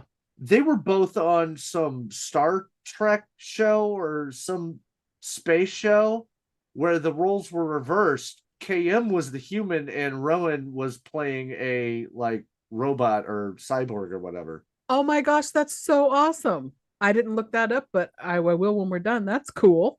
I like them a lot in this. I know that Rowan now, Lexa Doig, she's on was on Chucky. I got nostalgic for Jason X when I saw her pop up on Chucky. I was like, oh, I like her. I have not been able to watch any of the new Chucky series. And I'm not a huge fan of Child's Play, but I do appreciate it. I have the whole movie collection, but I really got to catch up on the TV show because I love everything that that creator does with now that he's in control of the franchise. Now that he's back in charge of the franchise, that'd be Mancini. Don Mancini. Yeah. Now he's really gets to run with it and do what he wants. And he really does a lot of interesting things. And he was doing that beforehand. Even if you didn't love the movies and you get caught up so that you can follow the timeline, because a lot of stuff pops up in the show where if you haven't watched the movies, you might not appreciate it. Now that I know you, I can tell you you'll love it because it's bonkers. Yeah. The show is off the rails. Those last couple movies, I mean, it really went off the rails with Seed of Chucky. Holy fuck. And for John Waters to show up in that movie just kind of like put the icing on the cake. Oh, and then yeah, from there he really started to tie it all together and try to make everything part of this one world. Anyway, we're not here to talk about Child's Play. Nope, that's another time. But for now, writer on this, like I mentioned, Todd Farmer, he actually has a part in this movie. His character is Dallas. He's one of the military presence on the ship. He's a bald guy, isn't he? I'm not sure because he's wearing a beanie in his headshot on IMDb, but yeah. So that's him. I thought that was fun. I like when writers and directors like insert themselves, especially like Stephen King. I can really pick him out, but this machine just called me an asshole. I just watched that for the first time, like, I don't know, 2 weeks ago. That is one of the worst movies I've ever seen in my entire life. I love that horrible movie. It's great. Damn if I didn't laugh through it. Yeah. We're talking about Maximum Overdrive, by the way, everyone. That quote comes from the very opening where you see the machine starting to turn against humanity. Like the bridge is going up when and the cars are falling. And Stephen King shows up wearing a terrible hat and suit, and he goes to an ATM, and the ATM prints out on the screen, "Fuck you, asshole, fuck you, asshole, fuck you, asshole," repeatedly. And he pulls the sunglasses down and turns back and goes, "Honey, this machine just called me an asshole." But there's one scene that really affected me in that one. Is I saw it as a kid on VHS when it first came out. This was what was this, 86 probably? And it's where the baseball team they just won the game, whatever, and the coach is like, "Hey everybody, I'm gonna go buy you some soda pop." And he goes up to the soda machine, and it refuses to give him the sodas, and he's looking at it, and it shoots out a can into his crotch, and it's like, okay, that's bad enough, all right, I'm cool with that, that's all right. And then as he falls to the floor, it shoots another one at his head, and that's really what fucking kills him at that point. And all my little brain thought then to this very day is, the poor guy just wanted to do something nice for the fucking baseball kids. He was just trying to be a nice guy. And then we get the goddamn steamroller. And at that point, I'm like, oh shit, here we go. It's fucking insane. You can tell that goddamn Stephen King was coked out of his goddamn mind while he made that film. Good for him. 1000%, yes. He had some, what was it called? Hey, hold on. It was Top Notch Toot. Yes. Bringing it back to the series. I like it. Forgot to mention, because I was getting around to it with the cryo stuff, when they open up the cryo chamber hundreds of years later and find Jason and Rowan in cryo. Azrael is that kid. And the machete, I forget what happens. This is why I had the question about why didn't Jason break, because doesn't that body fall and the machete cuts his arm off, which is fine later because they use the nanobots to put his arm back on. When in doubt, use nanobots. Right. But I didn't that's when I didn't understand why when he falls and the machete catches that kid's arm, but he falls, but he doesn't break into a million pieces. Why did that happen then? But the girl's face did. But you explained it, Bill Nye. Thank you. It's the liquid. Different technology, miss. You explained it. No, I agree with you. It's all very silly and none of it really makes sense. But yeah, one's liquid and one is not. All right. So what do you got for me here? Oh, I was living in LA at that point when it was supposed to come out and had been delayed many times, and I was part of a group that had an inside scoop that they were going to be running a test screening. I actually called New Line Studios promotional department and tried to lie my way into getting into the screening. And? Didn't work. Oh, well, I wanted a better ending to that story. I know, wouldn't that have been great? That would have been sweet. At least I tried. I mean, you tried. All right, they wrap this movie up. Who cares? Because we move on to Freddy versus Jason, which doesn't have anything to do with this one. Oh, we so didn't that's talk. Cool. Yeah, I'm sorry. You were saying that you wanted to talk about that. My bad. Well, no, because honestly, who cares? Doesn't matter. We don't continue really from there anyway. It's like a one-off. Yeah, absolutely. We jumped to Freddy versus Jason, which was a long time coming. Although I'm interrupting now. Imagine that. Although we do miss one of the silliest lines in the film, where the hole gets punctured in the side of the spaceship, and a girl goes, "Oh, this sucks on so many levels," and then she gets sucked out. Yes. So many clever reviewers for newspapers wanted to use that line against the film. And it's like, oh, motherfuckers, do you have no sense of humor? Do you not know what movie you're watching? This isn't Psycho. This isn't something like that. It's fucking Jason in space. Have fun. Literally the 10th entry in a long line. Like, you expect it to be Shakespeare?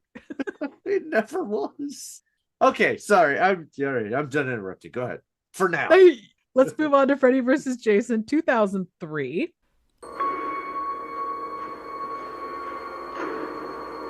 Warn your friends. Warn everyone.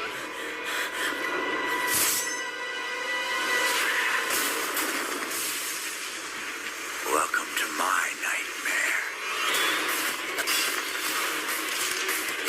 We're not safe awake or asleep.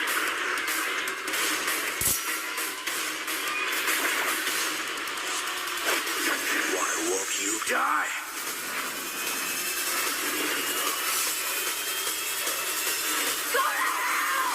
Freddy versus Jason.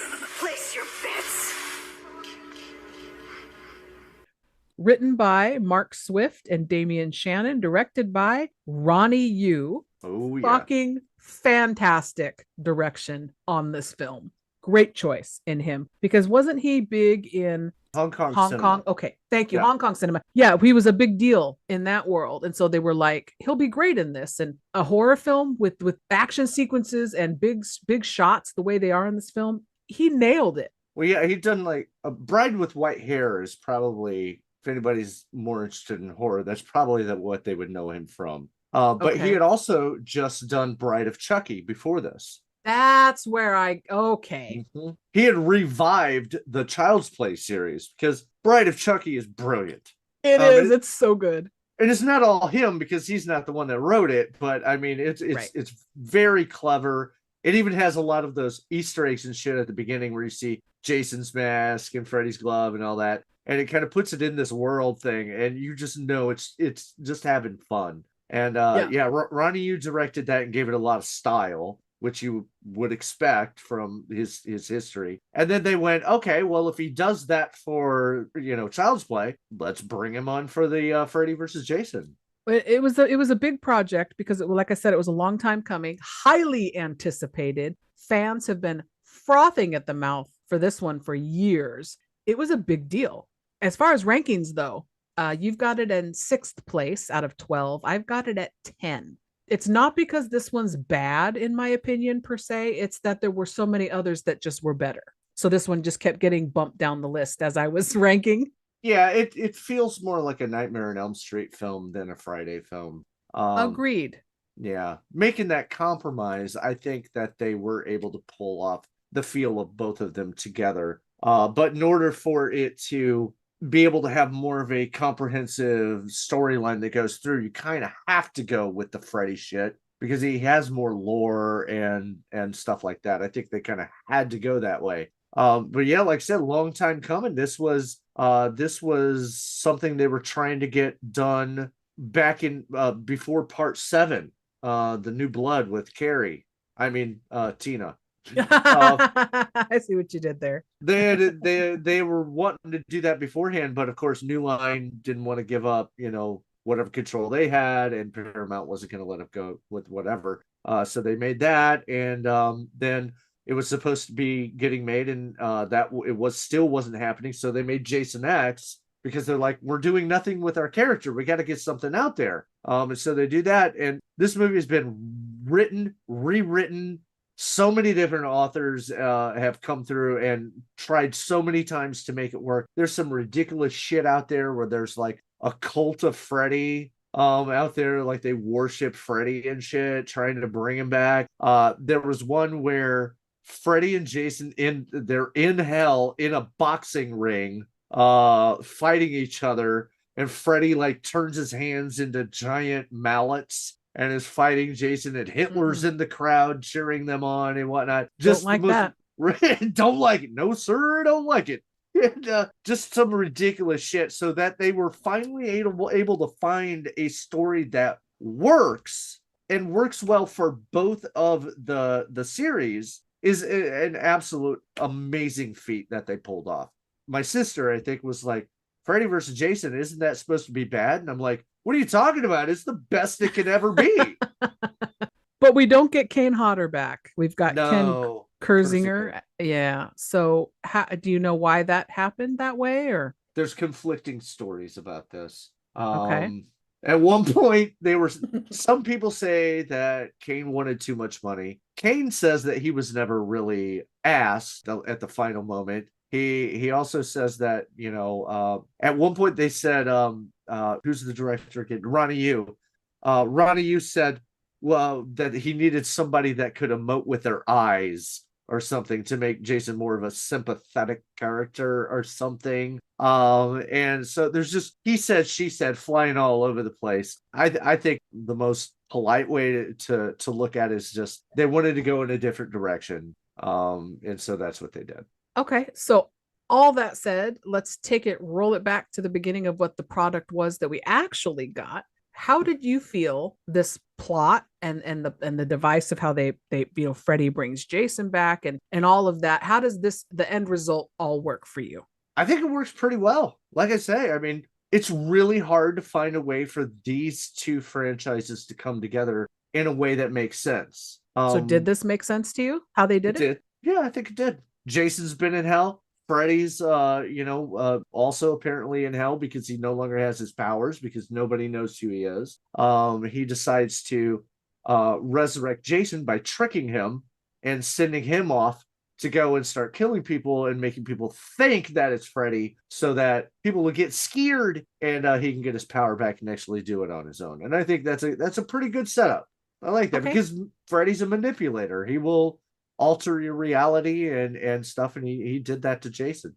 I'm with you on that because for the longest time I was kind of annoyed at how they set that up and started it, but thinking about it, it's pretty clever, really, that Freddy realizes, especially if you've watched the Nightmare on Elm Street films, that his power comes from everybody being so scared of him and believing in him. So he's able to come back by having Jason get everybody scared. That works for me. The fact that the only problem I had with the Jason, though, iteration in this was the water stuff about him being scared of water again. I was like, oh, do we have to bring that back? That's nonsense. Right, because we had just talked about that happened in a different one too. Yeah. Right? Where he seemed that was part 8.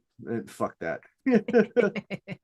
Where he seems scared of water for some reason, even though he spends most of 90% of his life in water. Yes. Other than that, this Freddy Jason, this whole conceit worked for me.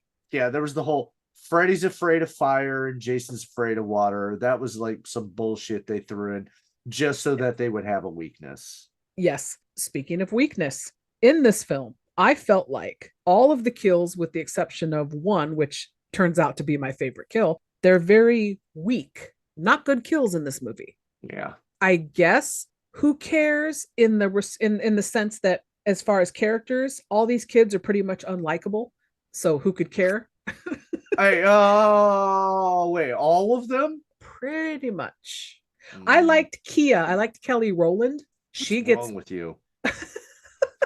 I don't like the actress playing the lead character. I don't like Monica Keena that much. No. Jason Ritter, I could take him or leave him. He's right. Okay. Yeah. So who could care really about these kids? The kid that gets stabbed and folded in half in the bed in the beginning.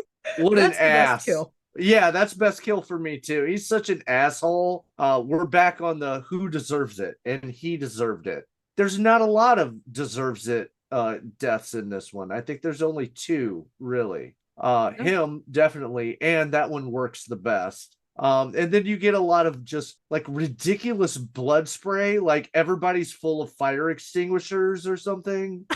I mean, everybody has their major artery hit because it just everywhere. Yes. Right. Not a lot. It's more about the I guess just the presence of the character of the killer being there that you're more supposed to be in awe of, instead of it being a special effects death spectacle, which I would love. That brings me to my favorite character. Do you have a favorite character? Did you say it already? Well, the Kelly Rowland Kia character, yeah. she's not my favorite in the movie. I don't have a favorite, but she's if I did have a favorite, she would be it. But I can't really get on board with her because she says some random She's shit. a bitch. Yeah, I don't really like her.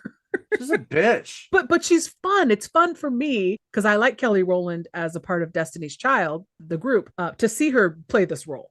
That's what made her fun for me. She does kind of almost redeem herself towards the end, and the only reason why is because of her interactions with my favorite character, and that's Linderman.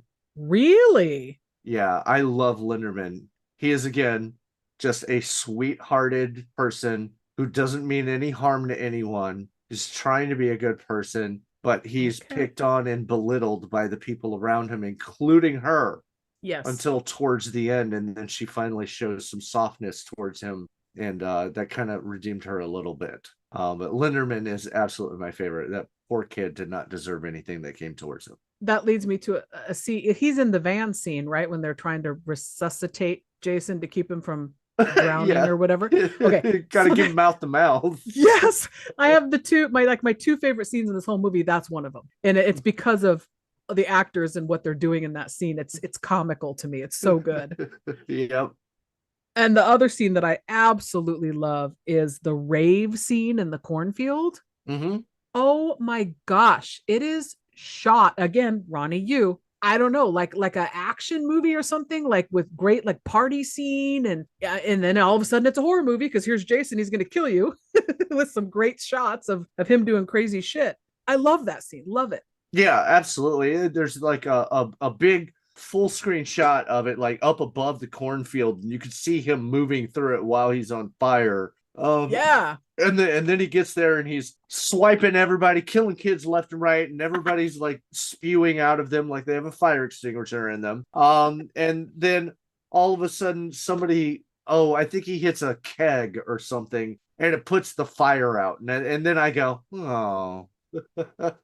Well, I don't have a lot more to say about this film because I really went on a rant about it when we covered the Nightmare on Elm Street movies on my show a year ago. But I would love if you have any more thoughts about it or anything you want to talk about, go for it.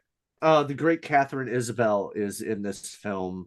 From Ginger Snaps. Yeah. Oh God, I love her so much. She's a great actress, and she deserved a bigger career than she got. And for her to be relegated here to just a side character that's abused by that fucking asshole and then nearly raped by another person was really disappointing. I would have liked her to have been more active throughout the whole film. She's great. She popped up as a main character on a Netflix show about witchcraft and some stuff like that. And it was a really good, I can't remember how many seasons it got. Maybe only one or two. Did she dress all goth-like? Because that'd be hot. I'm such a guy. I'm trying to think about it. I don't remember. She's like the head mistress or head in charge of a coven or something. I forget. Oh man. But look it up because find it on IMDb. You get the name of it. But she's really good in that. So awesome. Yeah, I agree. She needed a better career. I agree. Anyway, Freddy vs. Jason, a lot of fun. It's the best you could hope for. Don't know what else you expected from a Freddy vs. Jason film.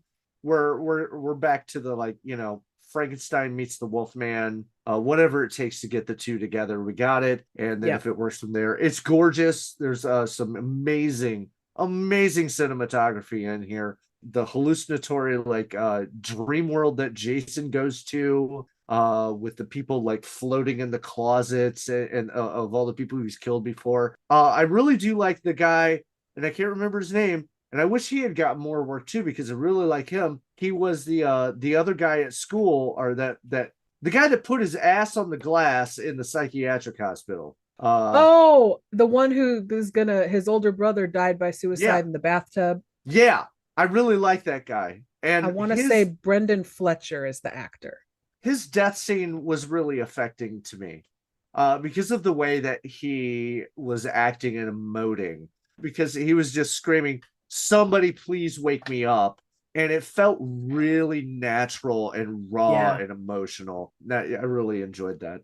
Grabbed your heart. and squeezed. All right, so now we're going to jump out of running franchise there and hop over to 2009's remake, I guess it would be, Friday the 13th.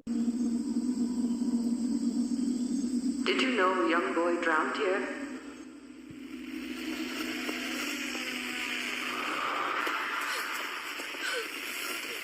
He wasn't a very good swimmer. The counselors weren't paying attention. He should have been watched every minute. You see, he was my son. His name was Jason.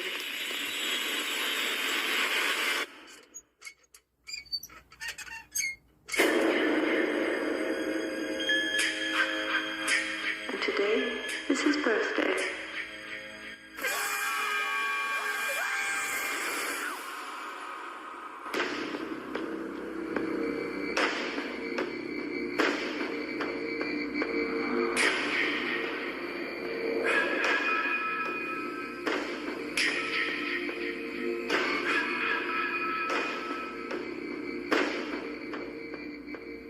So this was written by Damian Shannon and Mark Swift, who also did Freddy vs. Jason, which is odd. And then directed by Marcus Nispel, who I very much enjoy as a director. So when I heard he had this one, I was like, great, because Pathfinder, Conan in 2011, he did Texas Chainsaw Massacre reboot in 2003. Love it or hate it. One.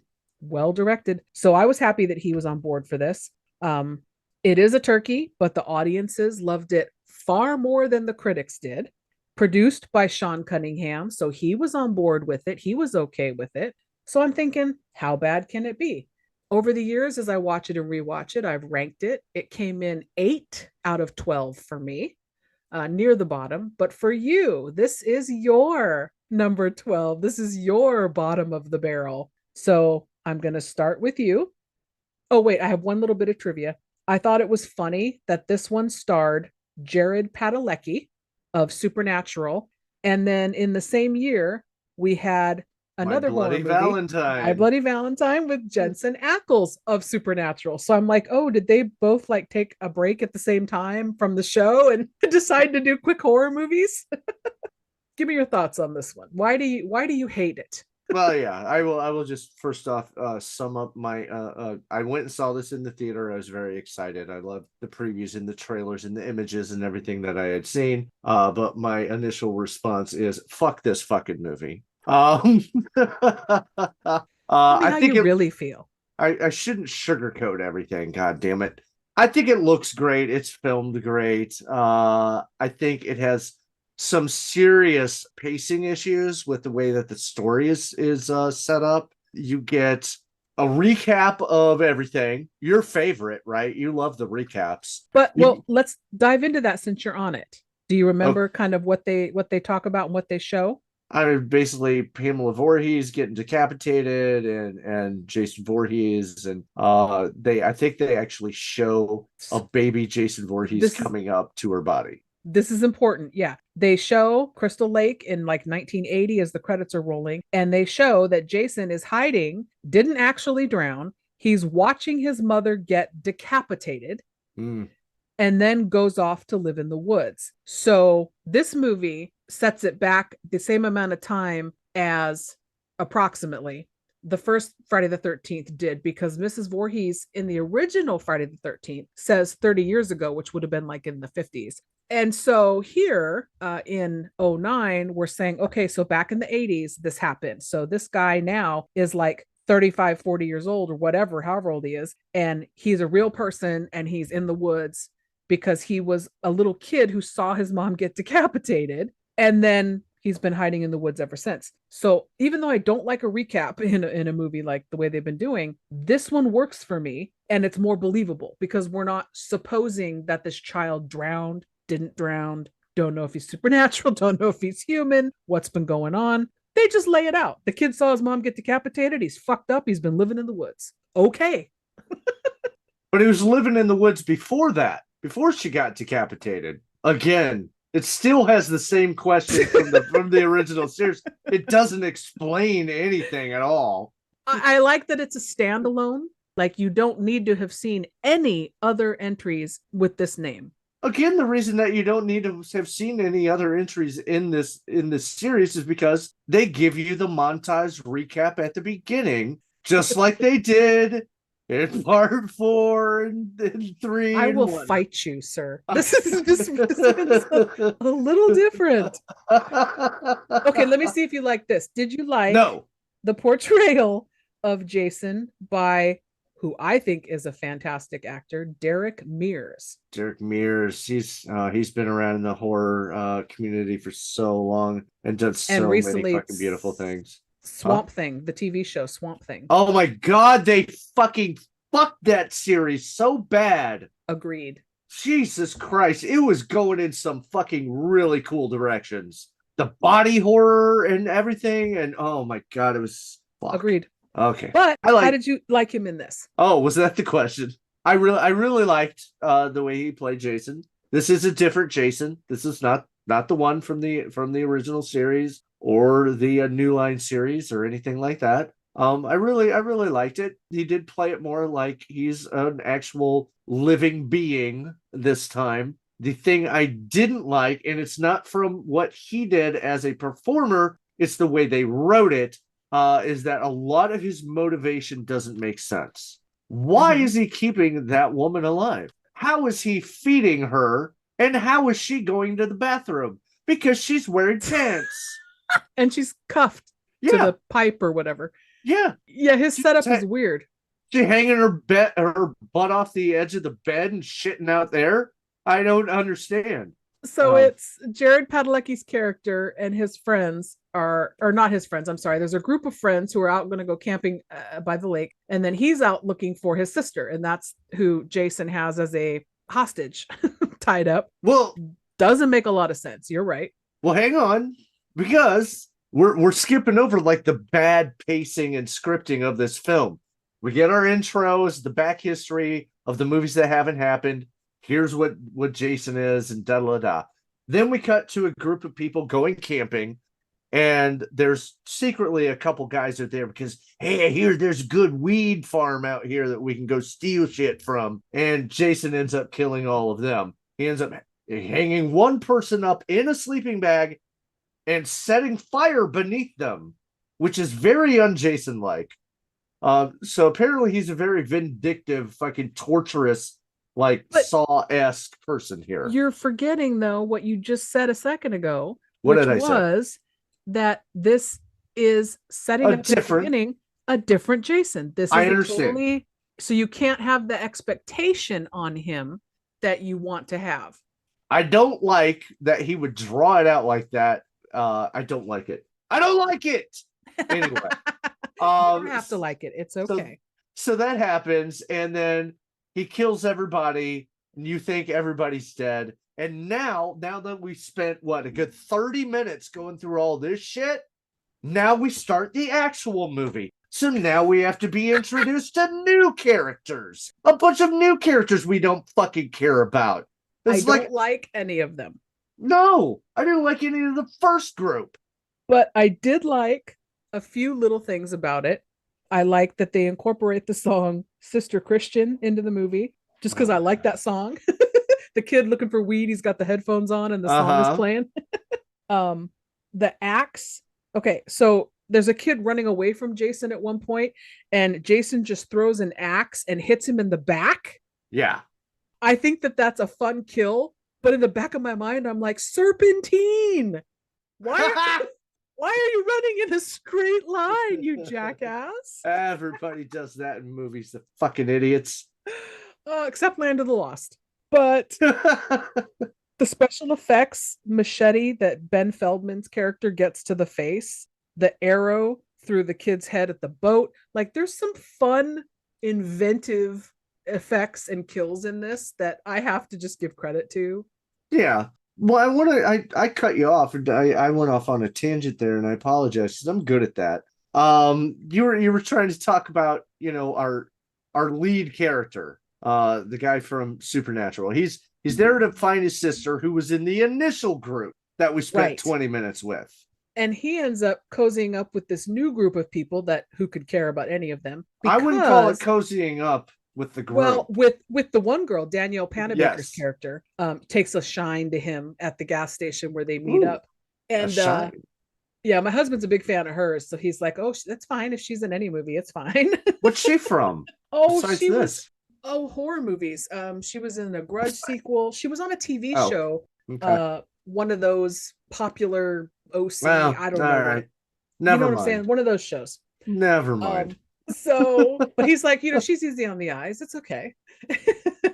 But she takes a shine, to Clay, Jared Padalecki's character, and so he ends up coming out by their house where they're staying and gets involved with them, and then they're looking for his sister. And ultimately, as these people are dying, like I said, you get some fun things to look at, but who could care?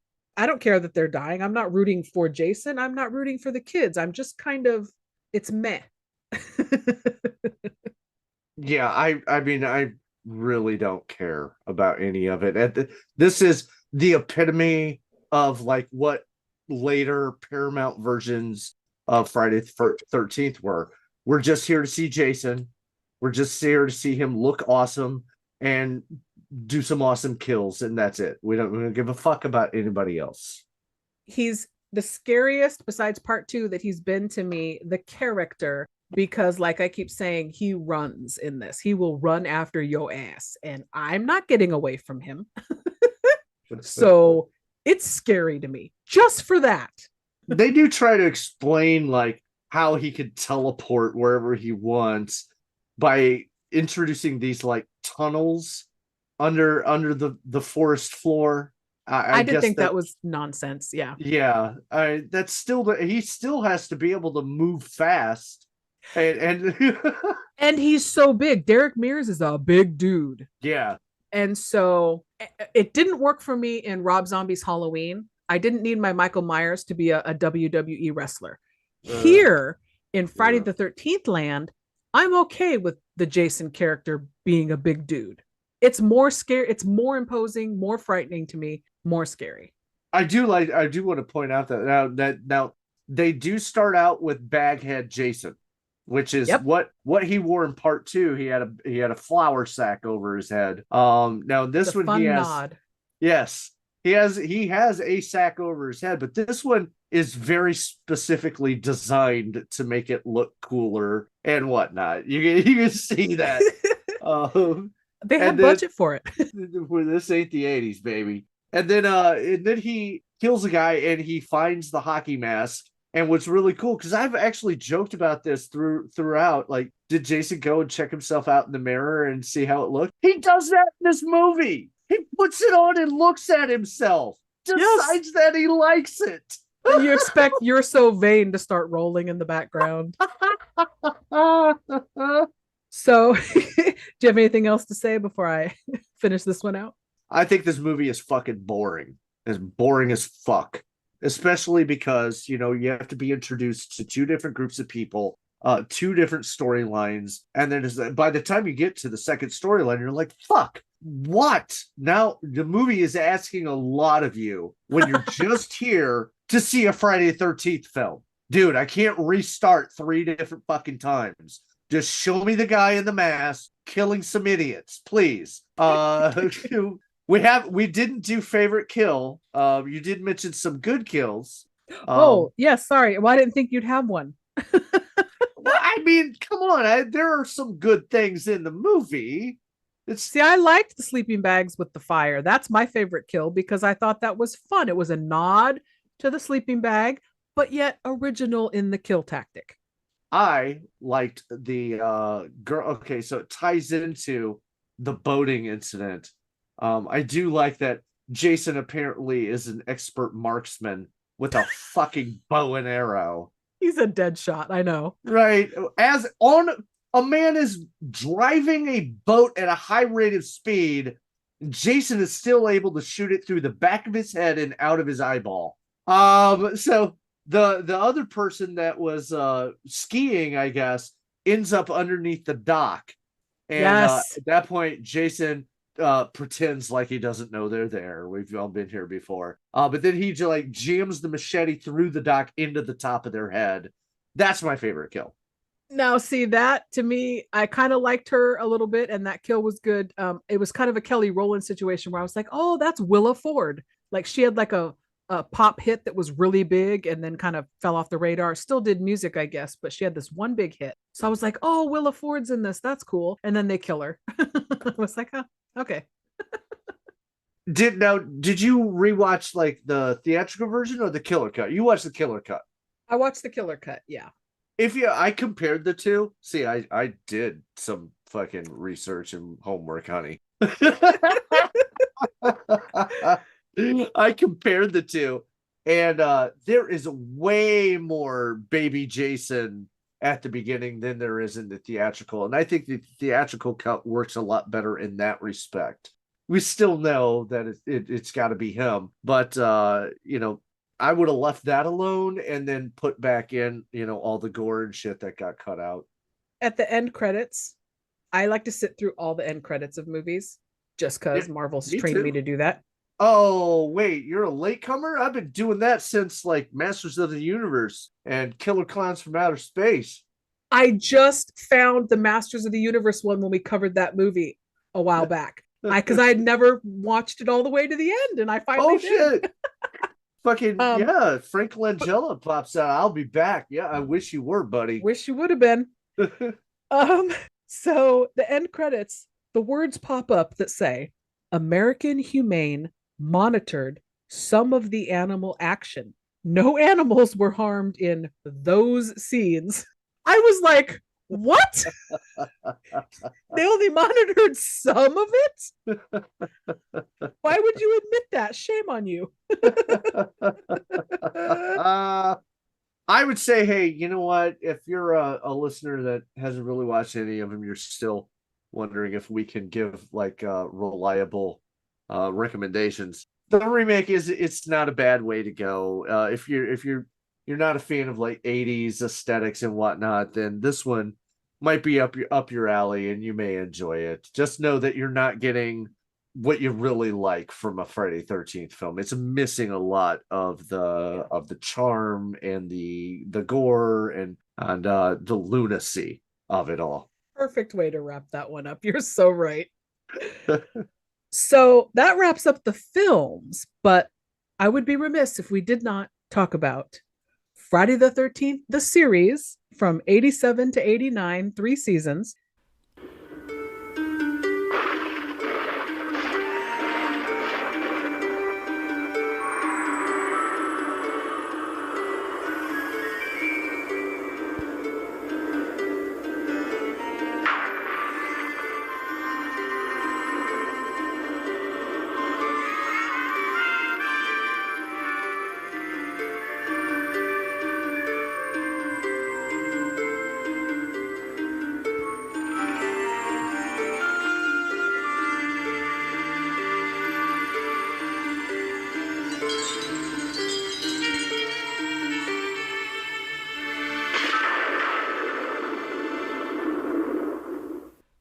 As you mentioned, starred John D. LeMay from Jason Goes to Hell, but this was prior to that.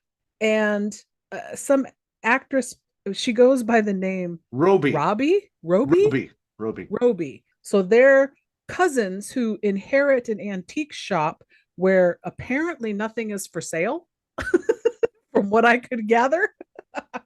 I didn't do a lot of research on this because I have not been able to watch this series in a long time, many episodes, and really get a feel for it. So I'm going to let you kind of take the reins on this one if you want to fill everybody in and then also give your thoughts and opinions on it. Because I know you're a big fan, right? Absolutely. Yeah. When this came out, I was sitting at home. I was supposed to go to some youth dance or something in the next town over. And I saw an advertisement for Friday 13th, the series. And it was basically just kind of the theme music, and then a gravestone came out and went and whatever. It said Friday 13th, the series. And I said, hey mom, I don't want to go. I'd rather stay here. I mean, I'm like, girls or something horror related. I'm going to go with horror related, I guess. And that's why I'm alone to this day. Well, you were what, like 15 or? At that point, I probably was like 13 years old. Okay, so there you go. That tracks. Girls had cooties still at 13, right? No, they didn't. No, they did not to me. Oh, well, then this must have really had you interested should you give that up to stay home. Yes, full attention. I'm like, yeah, this is what we're doing on a Saturday night, whatever it was. And now, yeah. Let me interrupt real quick and just ask you. Frank, I will get you on my side. Frank Mancuso Jr. produced. Yes. Didn't he have a tie to the series? Yeah, there's a lot of ties to the film series in here. Okay. Including some directors.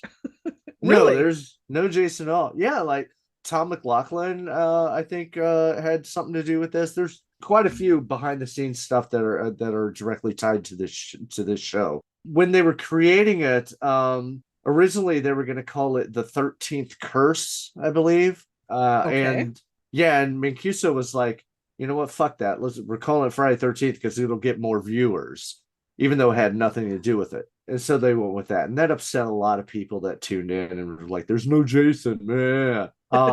But from the opening, the pilot episode that night that I stayed home to watch, I was absolutely wrapped up in it. And I'm like, yeah, let's go. Let's see what else we can do with this crazy thing. So the reason that it seems like they're not selling anything anymore is because originally it was owned by Vendretti. Andre Vendretti, I think was his name, that these two are related to. And he made a deal with the devil where he would sell cursed objects to people in order to, I don't know what the fuck, make money. I have no idea. I don't remember.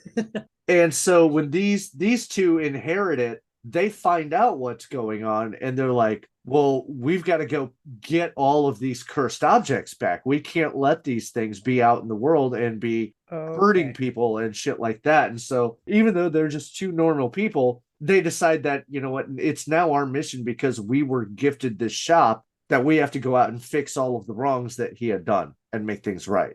And that's the basic premise of the show. Now they have to go get all of these cursed objects. It worked for a while. People watched it because it got 3 seasons and there's a lot of episodes in a season. Yeah, you know what happened after the second season? John D. LeMay left. Oh. Yeah, I stopped watching myself. I didn't enjoy it anymore. He was one of the core pieces of what made the show work. He and Roby really played off each other very well. And then we should mention the guy that played Jack Marshak. He was a guy who knew Vendretti beforehand and kind of like helps them navigate the supernatural world and know what's going on because he was like a magician and into the occult and stuff like that. He's a great actor as well. Vendretti, by the way, that means Friday, and I think German. Oh, tricky. Slip that in there. Yeah, so it's sort of like a monster of the week sort of thing, you know. It's sort of a precursor to the X-Files. It kind of picked up from Kolchak, the Night Stalker TV series that had come out in the 70s and stuff, kind of picking up the mantle from there. And so now you got, you know, a guy and a girl together instead of just a guy and trying to figure out how to solve all this shit. It's had some very influential horror directors. David Cronenberg directed an episode in the first season. Really? Okay. Yeah. I think that was the one about the faith healer. But yeah, Cronenberg was on there. Lots of influential people kind of worked on this. Some big actors that showed up. But I would like to now talk about my favorite episode because it's the most ridiculously hilarious episode. Also from the first season, I believe it's called A Cup of Time. And it's about a possessed teapot. And not Mrs. Potts, no. So basically, I think if you make somebody drink from the teacup or the teapot, whatever, you can steal their life essence, and then you can be rejuvenated and young and whatnot. And so the person that's using it in this episode is a rock star. Their big breakout hit at this moment is basically a cheesy 80s pop rock cover of I'm a Little Teapot. It is the funniest fucking thing you're ever gonna hear. I will say this premise sounds delightful because that's far more efficient than bathing in the blood of virgins. Pour a cup of tea. Are you thirsty? There you go.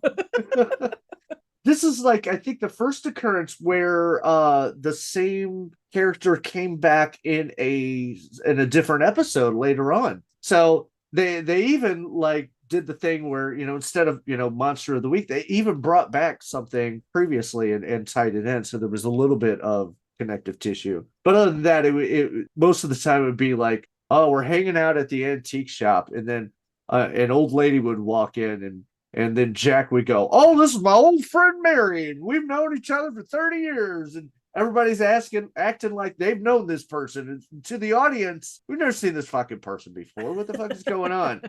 Pretty low budget, but it was nominated for a couple Emmys for special effects. It was at the very beginning of trying to utilize like computer effects to enhance things and whatnot, and they were nominated for a couple of those, and a lot of it's really impressive. It really picks up in the second season. I think there's one episode that happens in an opera that was really, really good. There's the episode where somebody has a stopwatch where they can stop time. That was really fun. Good. There's a lot of really, really cool episodes. There's a lot of really episodes, Yeah. That happens with any show, though. Yeah, I mean, if you gotta fill like, who knows, 20 episodes a year or whatever, you're gonna end up with some filler. But if you look hard enough on the Internet Archive, you can find good copies to stream. Be careful, there's one of them that's in the wrong aspect ratio and it's all distorted. But if you just look a little bit farther, you can find a good quality. I own the DVDs. I own the full set on DVD. I was just gonna say you own the whole shebang, so clearly you're a fan. So you recommend then? Well, I mean, not as a Friday the 13th fan, but as a, this is like a supernatural hunting down the haunted objects, kind of an X-Files Kolchak sort of mix. It's a lot of fun. It's goofy, it's silly, but you do get to, like I said, David Cronenberg directed an episode, and there's a lot of talented people behind it, and they really try to do something different. The main thing about it, and I think another thing that hurt it, was because they stuck with the title Friday the 13th. This was 87 when this first started, and then 88, the MPAA was cracking down. We had the, what about the children going on? The whole satanic panic thing going on. And so a bunch of parental groups and religious groups really came at the show and threatened all of the advertisers. And so a lot of advertisers backed out. But if you really look at what the show's about, it's not saying that Satan is good and you should do evil. It's about, right? It's about fighting evil. Satan is good. Satan is our pal. So, I mean, they just railed against it without ever watching the show. If you'd watched it, you would see that they're on the side of good and trying to improve the world. But yeah, it's fun. Okay. Don't watch it. Don't try to, what's that people do with like Stranger Things and what? Binge it. Don't binge it. No, you get burnt out real quick. You just like watch one every week or so and you'll enjoy it. Speaking of TV, let's segue to the next little bit that I wanted to talk about.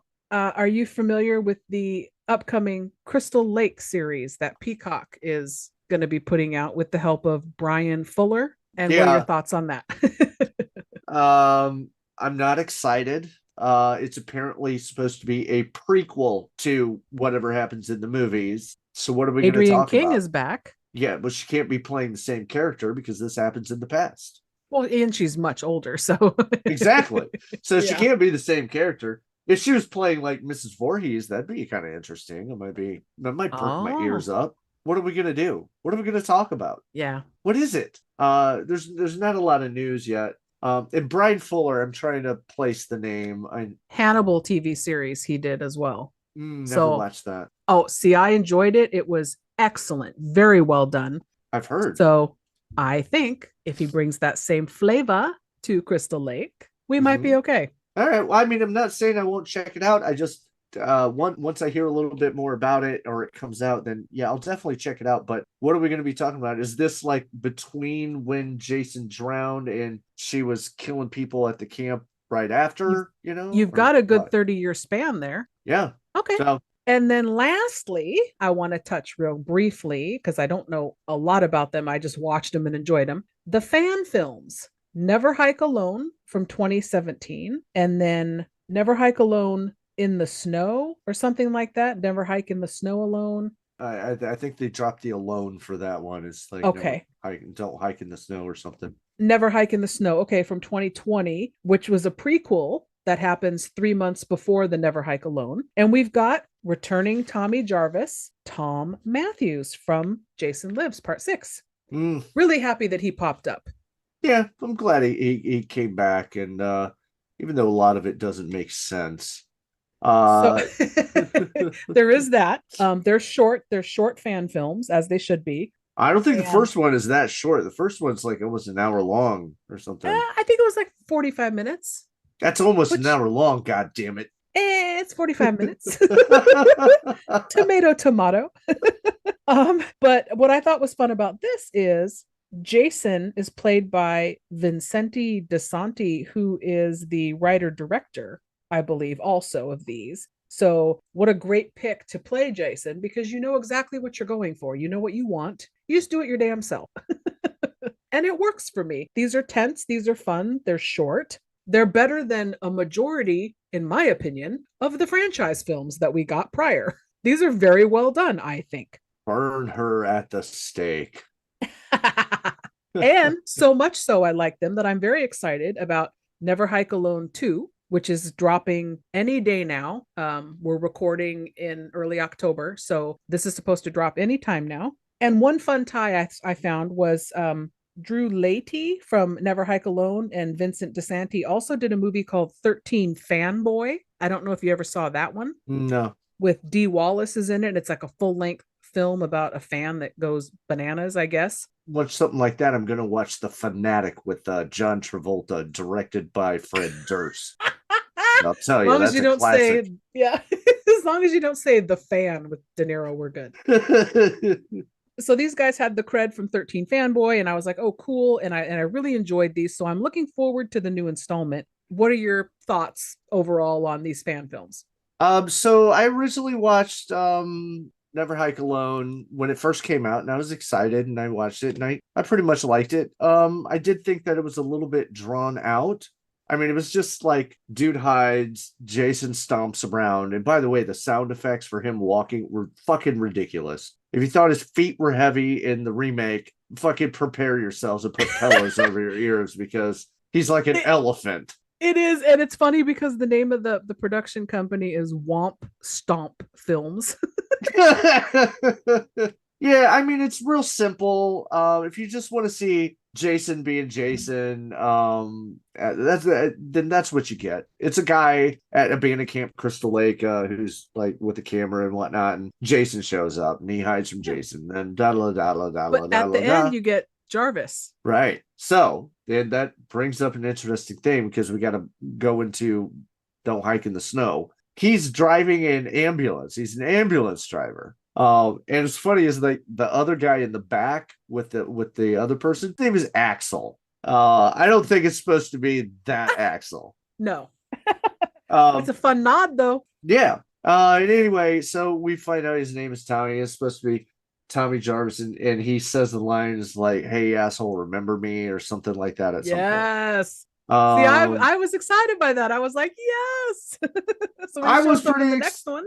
I was pretty excited too. And then he drives off, and Jason's kind of standing there and like, well, I guess I'll start walking. But then, like I said, now is Don't Hike in the Snow or Never Hike in the Snow. Is that really a prequel? It's a prequel. Yeah, it's only about 25 minutes or so, I believe. So it's definitely worth a watch. I was happy about that. But the new one, Never Hike Alone 2, is actually going to be set 3 months after the events of Snow, and it's going to be a feature length. So a full movie, not 45 minutes or 25 minutes. So if you put it 3 months after the Snow one, does that make it a sequel to the first one? I'm sorry. No, I'm sorry. Okay. No, it's a sequel to the first one because it's in sequel in timeline and in name. It's Never Hike Alone 2. Yeah. And it takes place 3 months after that. Yeah, my apologies. Snow is the prequel. So here's my problem with the Snow one being a prequel to Never Hike Alone. Tommy Jarvis is apparently under suspicion by everybody in the town, including the sheriff, who is actually, he was the deputy from part 6. He was the guy that had the laser on his gun. Ya bang! Because he even says that. So he hates Tommy Jarvis and all that. So how did he go from all of that to all of a sudden being like, hey, we trust you with an ambulance and being able to take care of injured people? How the fuck did that happen? Tell me. I got nothing. It's okay. I don't really care. They're enjoyable. They're fun fan films. If you just want to see some Jason action, then definitely that. If you're looking for some kind of like actual story, I don't think you're going to get that, but you will get some pretty like impressive and throwback Jason action. I think, yeah, you'll definitely get that. Okay, so before we wrap this up, why don't you throw at me what you know about the legal issues, because I didn't do research on that. As far as, it's too much for me. It was a lot to wade through. She didn't do any research, ladies and gentlemen. Why do you make me hate you? But really, what you got? Because I don't really know. I follow Larry Zerner on Twitter. He was the guy that played Shelley. He's now an entertainment lawyer, and he's also pretty. He didn't find a career in juggling. I don't know. Well, the 3D thing kind of fell out of favor in the 80s. Maybe he can do it now. Oh no, 3D's out of favor now too. Shit. Anyway, so the original thing, when you were talking about going from part 8 over to Jason Goes to Hell, the reason that happened is because they sold off the rights to New Line only for the character of Jason. That's it. That's why they couldn't call it Friday the 13th or use any like Pamela Voorhees or Tommy Jarvis or anything like that. They only got the rights to the character of Jason. That makes so much sense when you look at the names of the films going forward after that. Exactly. So that was a bit of a separate thing. And I think New Line, I think is done with the rights now. But anyway, the real thing about the legal issues is that at the beginning of this, when we were talking about the first one, you said it was written by Victor Miller, the very first film, and it was produced by Sean Cunningham. Sean Cunningham basically has the rights to the films. He's cut Victor Miller out of any of the proceeds or anything that he should be getting for anything. So Victor Miller took him to court to say, hey, you know what? I just want my fair share. And Sean Cunningham was like, fuck you, buddy. Eat it. So in the meantime, no other films could be made. Nothing else could be created. We had the Friday 13th video game that was supposed to be adding on. They couldn't do that anymore because of all the legal hangups. And it went back and forth multiple times. And then finally, I believe Victor Miller finally got got it settled, and he owns anything that was from the first film. So now we can move forward with the TV show and hopefully another film. The guys that did the remake had us. Dunes. Yeah, that's the Michael Bay. Michael, fuck that guy. That's a podcast for another time. All the women in the remake look like fucking supermodels with implants, and I'm like, I miss 80s chicks that just look normal. But yeah, the guys that had written that, they had a sequel where it was set in the wintertime, which would have been different. And that got scrapped. But and I think it was going to be in 3D as well. Hopefully, now that everything's straightened out, TV show works out, maybe we'll get another official Jason entry, with him in the hockey mask and stuff. Fingers crossed. Machetes crossed. Well, yeah, because in the 09, we didn't get really authentic Jason until he's Sackhead for a lot of it. So yeah, that'd be nice going forward. Have one with the hockey mask and the whole shebang. Okay. Anything else? Hey, I love this series, warts and all. None of it's fantastic, but a lot of it is very much fun. Don't go into it expecting, something of Oscar caliber. Just roll with it, man, and you can have a great time, especially as it gets crazier and crazier as the series goes on. And then when you get to Jason Goes to Hell, if you're not ready for something different by that point, and you get angry at the series for doing that, then there's something wrong with you, because your brain just doesn't want to be challenged. Because Jason Goes to Hell is fucking great. Can't believe it's your number one. Agreed. Yeah, okay. I'm a big fan too. All right, listeners, if you are interested in watching any of the Friday the 13th movies, I'm not going to give you a rundown on where to find them. You're on your own. So just get out your Googling fingers and track them down. You know, there's an app for that. It's called Just Watch. And you just type in the movie you're looking for. It'll tell you what services it's available on. Okay. So hopefully you've listened to this after seeing the movies. But if not, hopefully you'll go seek them out now because we've made them sound somewhat enjoyable, hopefully. Hope so. Well, I want to thank you, Nix, for joining me. So if you want to remind everybody, please, of your podcast and where they can find you. We're called Cinema Shit Show. As you can tell, it's probably very chaotic. We go off the rails all the time, but we mainly review under the radar films and whatnot like that. So if you like insanity and bullshit and whatnot, then check us out at Cinema Shit Show on Twitter, Blue Sky, Spotify. We're on Apple. We're everywhere all your podcasts are. It's hard to miss us. Just type in Cinema Shit Show. I don't think there's anybody else called that. No, there isn't. And I'm a listener and everybody a fan. So please, everybody, check them out. If you like this episode, especially, you got a real good taste of Nick's personality. And then remind me the name of your co-host. It's so awesome. He's Ben, but he wanted to be called Shinobi for some reason. So I ended up just calling him Obi-Ben Shinobi. That's so great. So the two of you together is good stuff. So listeners, please check them out. And on that note, we're going to say goodbye. So until next time, and I can't get my mouse to work. Well, thanks for having me. Goodbye, everybody. Hold on a second. I swear we're leaving. We're going to leave if my mouse will work. My mouse isn't working. Okay. Mine works. Can I do it? No. Hold on. Okay. And on that note, everyone, goodbye. I hope you leave that in.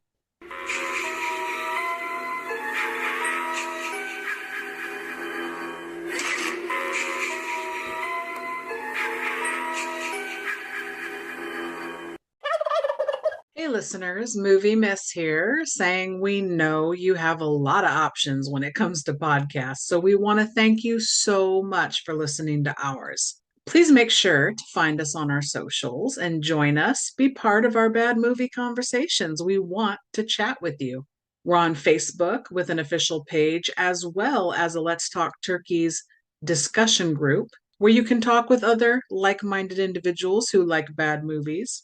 We're on Instagram at Let's Talk Turkeys.